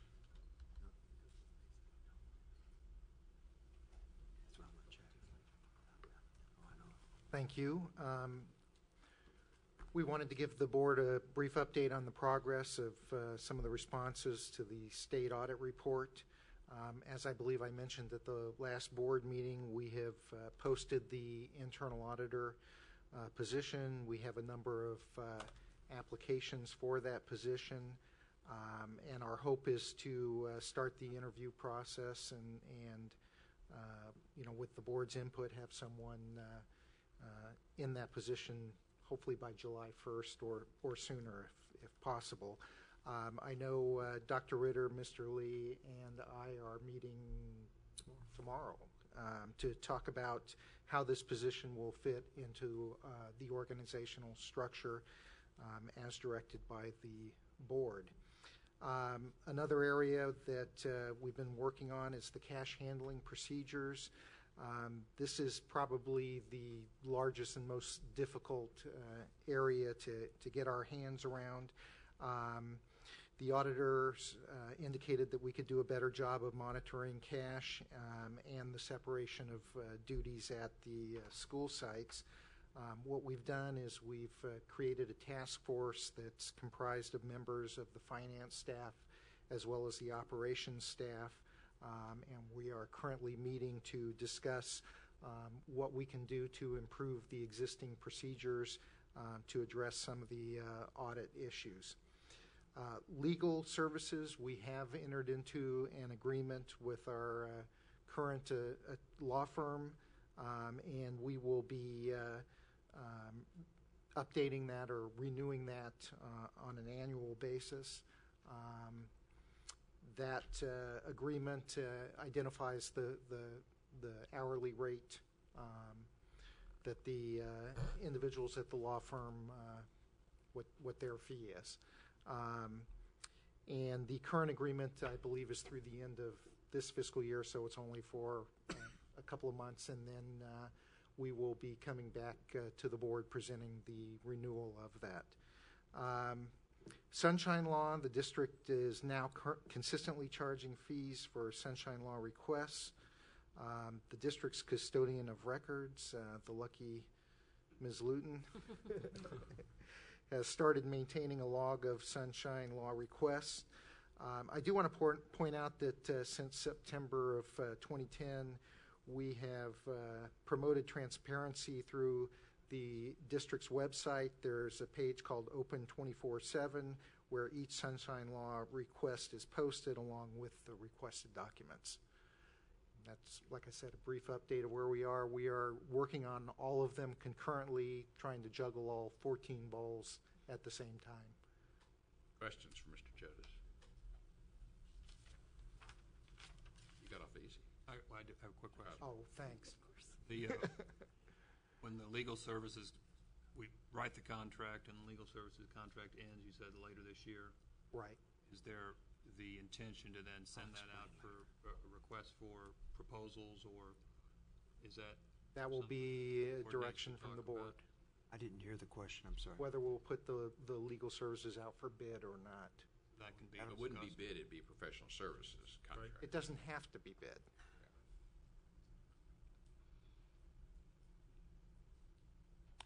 I'd like to just let the board know that we will be advising our staff of the update that Mr. Chodes gave us tonight via Ms. Bledsoe, and so just so that you know. And then from here on, we will continue to communicate with the board as far as updating you as we move through the process. And so I really want to thank Mr. Chodes as well as his staff, because this is pretty intensive as far as work that needs to be done, along with the uncertainty related to the budget and the new process we're using with budgeting, which is really a very good process, but very, very thorough, as you might remember when we had the discussion with the budget. So Mr. Chodes is getting close to earning a halo, but not quite there yet. So anyway, I do want to thank Mr. Chodes and his team for everything that they do, so I appreciate it. Thank you. Thank you, though there are many more involved in the process than just my department. Yes. Thank you.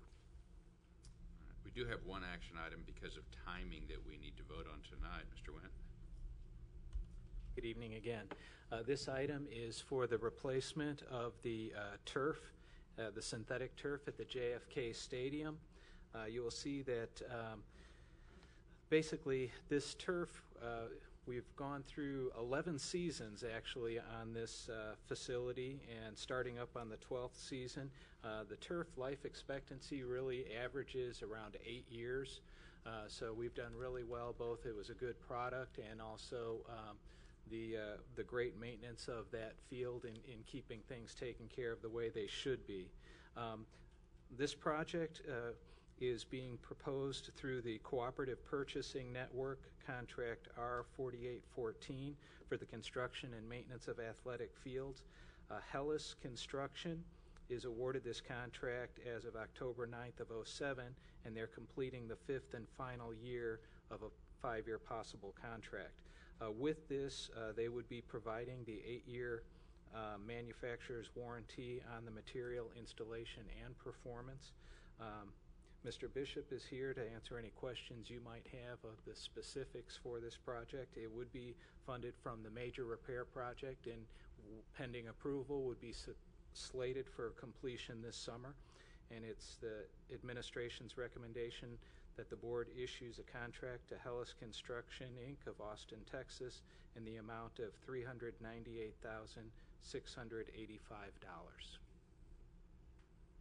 Questions? And the timeline for completion should be no problem to have things playable in the fall. That is the plan. Second. I have a motion from Mrs. Twitty and a second from Mr. Lee. It was you, wasn't it? Yeah. Okay, thank you. That the board issue a contract to Hellas Construction Company of Austin, $398 for the replacement of the turf at JFK.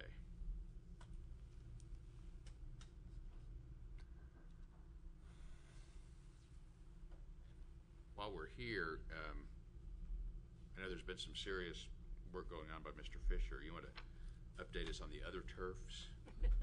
Turf wars. I've been out trying to get sponsors to buy grass. Good. I guess turf might be the better term. Also, Mr. Manus, I did get a text from the Kickapoo soccer coach, and he's just very lucky that there's an athletic member of the Manus family playing at Kickapoo soccer. Here is a diagram of the Parkview field. We'll have the colored end zones, and I think it'll look really nice. And we've got other photos of the other 3 schools also that I think will spruce up things around the district. But give you an update on the Healthy Place to Play initiative. At this point, we have raised $2.1 million. And I think I've met everyone in the city of Springfield, and sometimes 2 or 3 times. But not only have we been able to tell our story about the turf and the athletics, but really to be able to promote Springfield Public Schools. And you know, there's some individuals that are not able to commit at this time, but I think we've been able to tell our story, and at some point I think they will be on board also, whether it's for the initiative or something through the academic end of it. But again, things are going very positive. Everybody we've talked to feels like this is something that Springfield Public Schools is in need of. And you are planning to, we're hoping to have it all finished by this fall. What we hope is our first football game is on the 24th of August, and so we need to move forward with this. And once we start moving dirt, we're about 8 to 10 weeks from beginning to end. So. What was the fundraising threshold? $2.5 million. Did you bring your checkbook? What?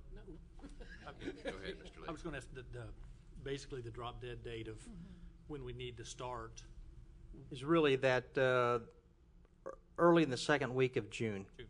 Yeah, that is really to ensure in case we have some inclement weather and some rain. But so yeah, we're that date is quickly approaching. And you mentioned to me earlier that we may end up requiring a special board meeting if the targets are hit and we're ready to bid and move forward because of our time frame is short. So I think that is a possibility that late May, early June, we may round everybody up for a quick meeting. Ms. Twitty. Well, I was just in remembering maybe some other efforts that had been done in the district with commitments and money. How are these, kind of to remind us all and those that are here, the commitments that are made, how are those being firmed up? How Okay. are those being guaranteed? Yeah, what we do is we have signed commitments Now, part of that 2.1 million right now, we still have a couple that are verbals. They're working up through the chain of the corporate world, and so we hope to have those in the next few days on that. But they will be signed commitments, and that money will also be going through the foundation. And Jana Backus and I have met a number of times in making sure that all that paperwork is signed and secured. And it can be paid out over a 10-year period, which is really beneficial to the number of businesses that we've talked to. And we're guaranteeing the 10 years for the turf, but actually with the new turf, 12, 13 years. And so they would be getting that benefit of 2 to 3 additional years. Okay. Thank you very much. Thank you. Action items for second consideration. We have second reading on board policy KI. We don't need to vote on Any questions or anything? Questions? No. Harold? Nope. Thank you. 7.02, Board Education Policy GBLB. Mr. McKenna. Good evening again. Action item 7.02 is a first reading of a new policy adoption. This is policy GBLB, which is employment references. And we're bringing this to you tonight as the result of the Amy Hester Student Protection Act, which was formerly Senate Bill 54. And that requires that all school districts by July 1st, 2012, adopt a policy which outlines the information which will be provided to prospective employers when the district is contacted for an employment reference. So that information is included in the policy. It is the result. The policy that you have in board docs was originated in an MSBA model policy, and we've made some modifications to that, and those have been reviewed by MSBA Legal Services. I'm happy to answer any questions that you have. Questions? I would take a motion that the board approve policy GBLB. You mean first reading? I'm sorry, first reading, yes. First reading. We don't need to, do we? Thank you. Keep me straight. Proposed rates and fees. Joyce?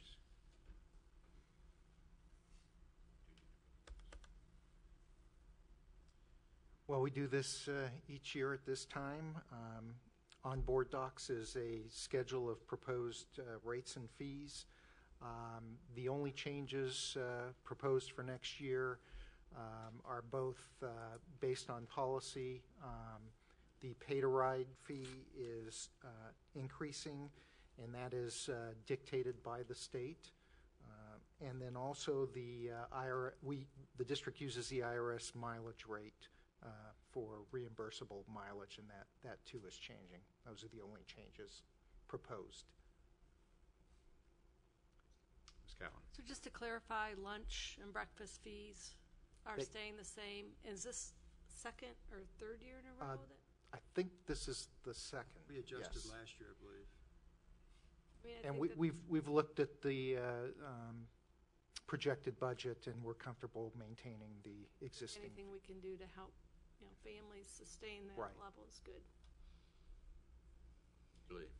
Do we do any comparison of our fee schedules with other districts in the state? We do. Okay. And I assume we're in line. Yes. Take a motion that we approve the rates and fees for the 2012. We don't have to do that either. No, these are all. We don't have to do either one of these tonight. No, there's an action item, please. You're trying to eliminate the next meeting, aren't you? Yeah. We just had to do the one vote. Yes, that's it. Okay. Well, while you're up there, Mr. Chodas, before I do something else stupid, go ahead and move to. Okay. The workers' comp excess insurance coverage is expiring on May 31st. Safety National has been our carrier for workers' comp coverage. We asked Arthur J. Gallagher, our broker, to market the coverage, and they marketed it to Safety National and 7 additional carriers. We were a little disappointed in the response, which will result in a 9.4% increase in premium. We reviewed all the respondents, and we decided to stay with the current carrier, Safety National. Despite the 9.4% increase, they were still lower than the other bids.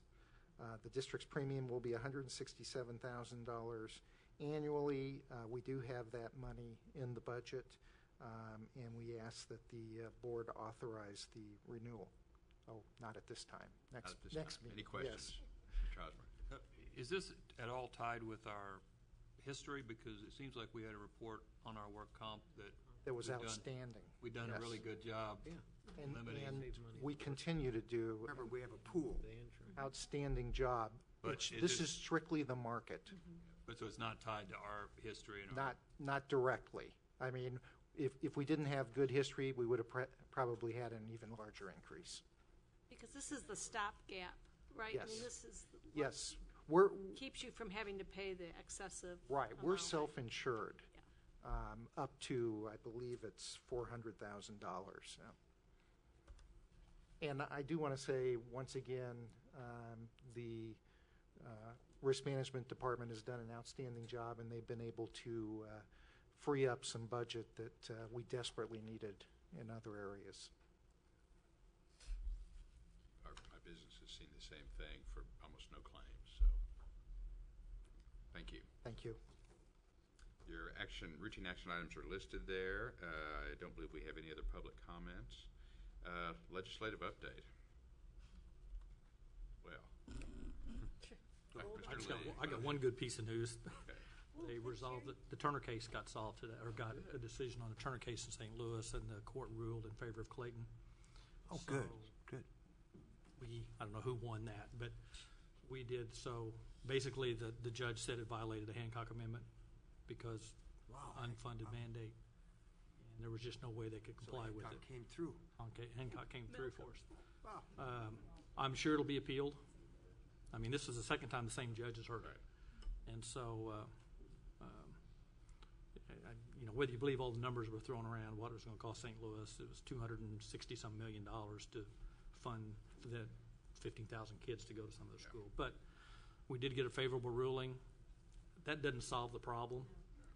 It just eliminates a bad solution to the problem. So the legislature really, at some point, needs to step up and figure out how do we solve this problem with unaccredited schools and deal with that. I don't know what the answer is, but I mean, this at least eliminated a bad solution, but it didn't solve the problem that we've got. So I don't know what's going to happen now tomorrow with the legislature and how they'll respond to that, but at some point it's going to have to be taken up there to deal with that and do what's right for those kids. So. Is there any movement on the funding formula issue? No. We are getting a sense that it is moving. If anything's going to happen, it's going to go to DESE, we think. Yeah. That's where we think it's headed. But is that going to impact, I mean, then We will don't know. DESE have to make decisions? Yes. So that's going to further delay us knowing, I think they'll turn that around pretty quick. oh, they know what they'll do. Yeah, they're pretty much. In the past, they always gave us an indication of where they were going, and also the legislators. This time, they're refusing to do it because they were getting beat up all over. So I think DESE understands the time crunch. Yeah. That they'll have to, if it gets dumped in their lap, they'll have to make a quick turnaround. Well, that article Whatever that that Dr. is. Prater forwarded to us Yes. was excellent. Yep. How many It was more just times can this get? dispatched. One more year, 2 more years? I mean, how many? As long. You mean to solve the problem? I think the thing that's going to happen eventually, the held harmless districts are the ones that are gaining from this. Yeah. And that, I think eventually, there's going to be a lawsuit.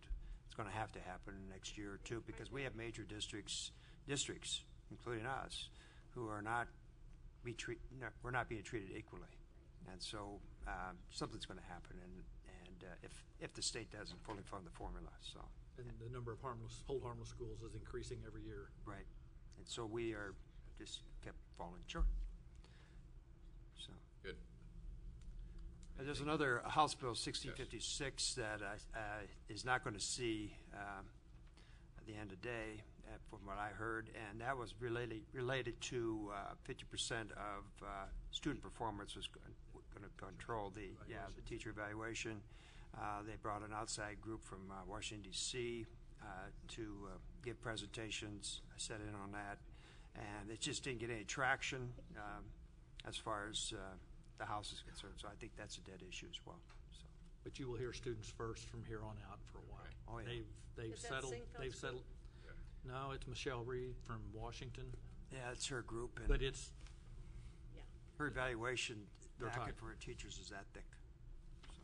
But they moved into Kansas City and set up office, and so they're here to stay. Thank you. Lucky us. Another thing I would like to mention in future issues, just so everybody realizes that we do have 2 more days of summer vacation than we have in the past, which really kind of shocks everybody, even though we're starting a lot earlier, and it's because we don't have any ice days. And so the kids are kind of shocked by that. But that was brought to my attention by teachers yesterday, and I didn't realize that. So, Mr. Wendt, you need to correct what you said during your presentation. Okay. Anyway, I just thought I'd bring that highlight up.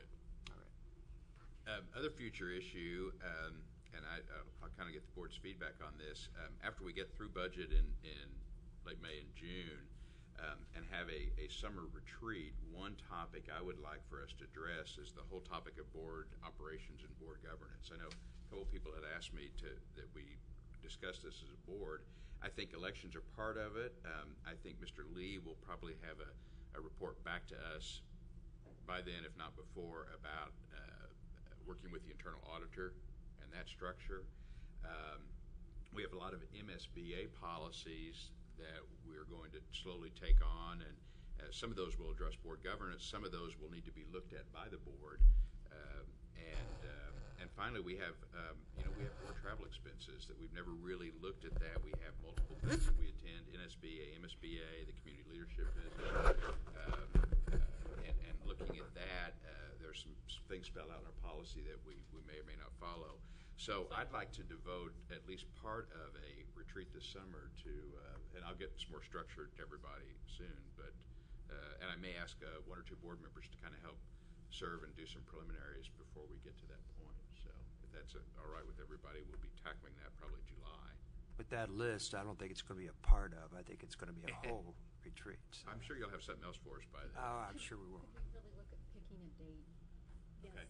Sooner rather than Well, later. and that's the other thing that I have failed to get with Mrs. Luton on also is we need to get the next year's worth of board meetings, and she's worked on that a little bit, but sooner is better than later. Okay. Other issues, Ms. Callan. I just have a couple things.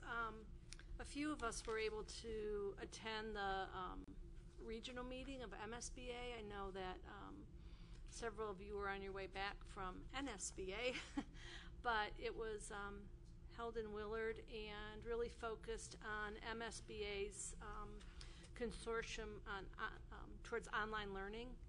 And I think that that's something that holds great potential as we talked about improving rigor and opportunity for our students to take certain classes that we wouldn't necessarily have to offer those classes. We could have our students participate in this consortium and take, Chinese or, some courses that we may choose not to offer here. And I think particularly with 5 high schools, and a lot of times we find that maybe we have 1 or 2 students at each high school that have an interest in a certain class, and that just logistically is very difficult. I think this provides a real opportunity for us to expand what our students have access to. So I think it's exciting. I know that our staff has been involved in those initial discussions with MSBA, but I think this is going to really take off. And I thought the presentation, Dr. Ritter, Dr. Frederick, and I were there that night, and I thought it was really, really good. And also, I just wanted to say I got to represent the board at the Westport groundbreaking last week.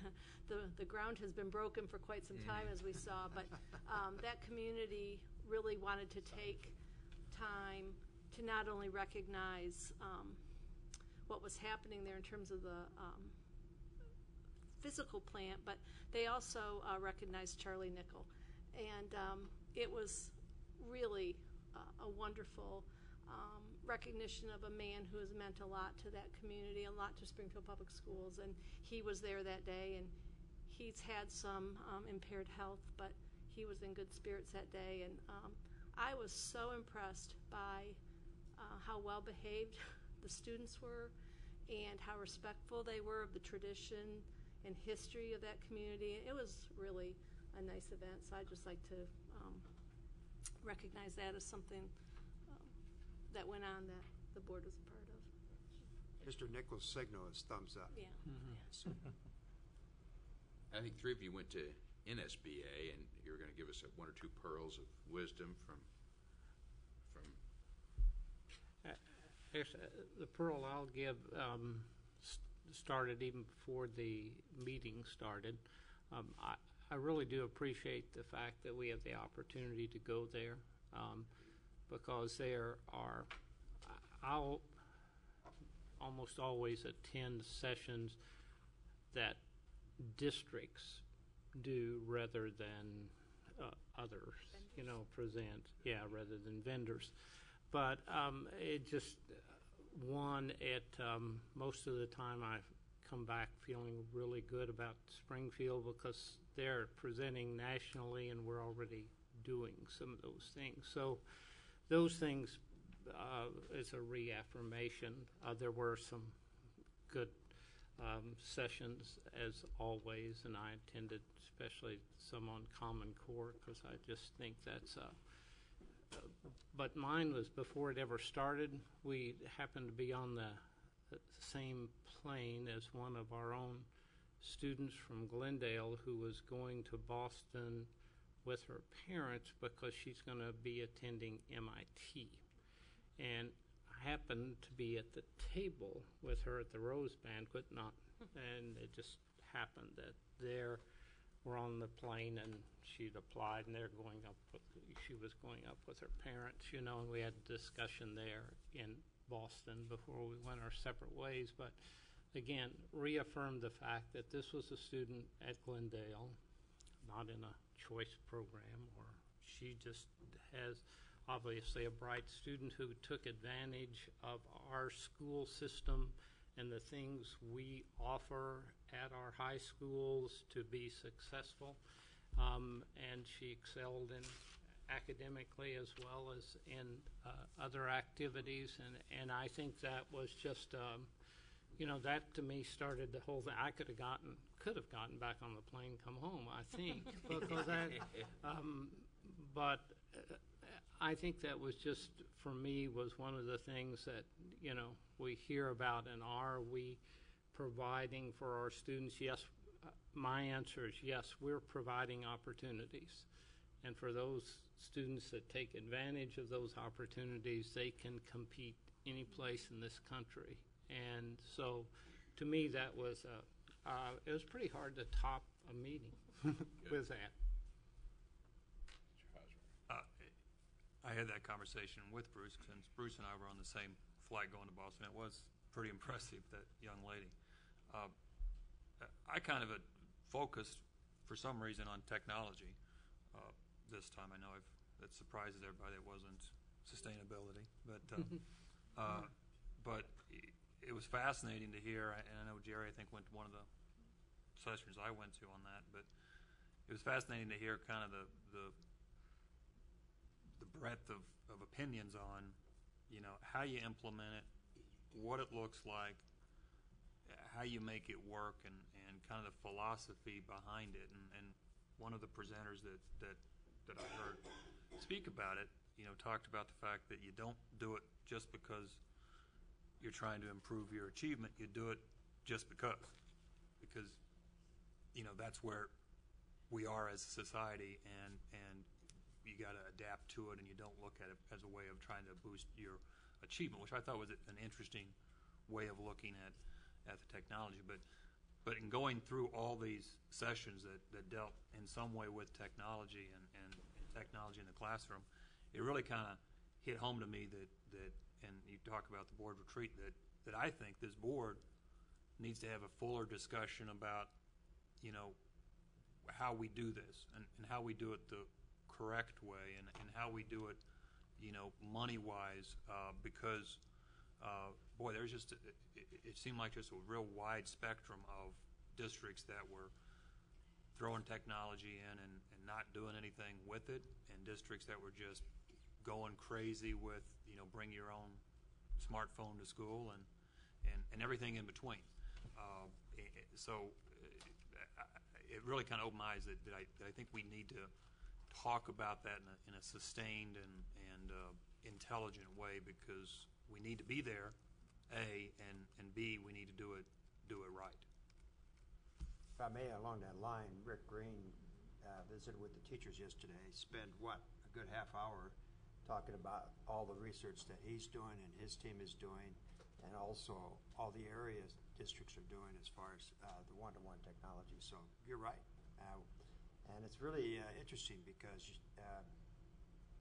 we don't see much research where the technology is really enhancing in achievement, okay?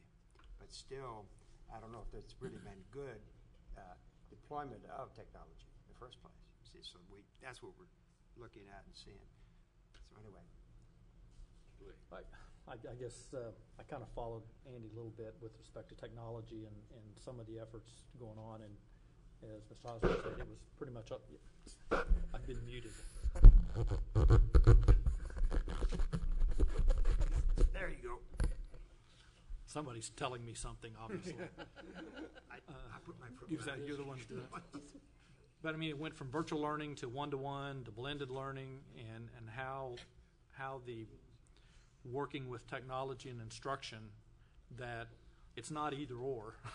You don't put it in technology, you don't put it in instruction. There's got to be a focus on whatever you want to call it, whether it's e-learning, online learning, or whatever. And I think it was really eye-opening to me that, as you said, some of them built it and they'll come and give them the technology and they'll figure out how to use it and which I mean, it's like when I bought an iPad.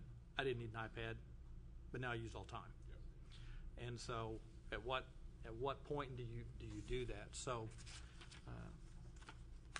a lot of Common Core, as Mr. Renner said, discussion about the impact of that. I was not really looking forward too much to some of the general session speakers, but much to my surprise, they were pretty incredible. One being Saul Khan. If you've never gone to Khan Academy, it's incredible. It's an amazing story. Just send your kids to Khan Academy if they want to learn something. I went there and it's pretty incredible. I did. I went there myself. So it was a good conference. I don't know, it was not probably as well attended as some of the other ones because of location maybe, but another positive things, we had 2 Missouri schools get Magna Awards, Maplewood and Blue Springs, which is a great, Missouri seems to be recognized very well over the last 3 years with schools that have really shined in what they're doing.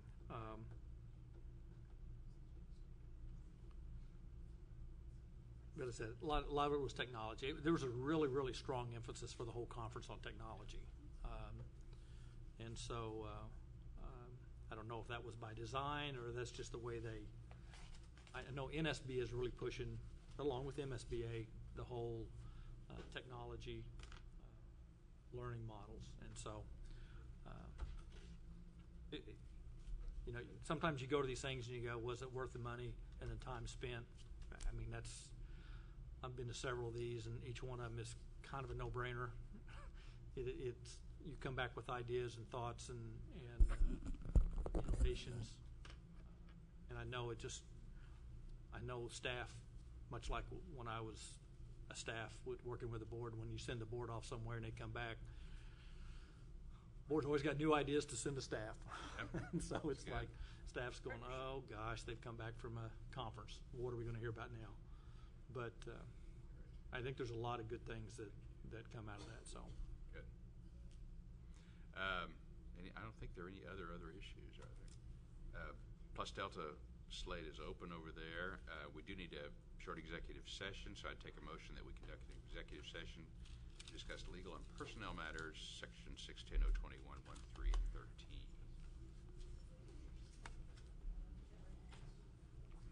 You say you need a motion? It's just personnel, isn't it? Yes. Okay. I take that motion. So move. Mr. Lee, and second by Mrs. Twitty. Oh, you were raising. Yes, sure. Okay. 5 minutes. Okay. There we go. I think we'll be in and out quickly. I don't know. We'll have to find out.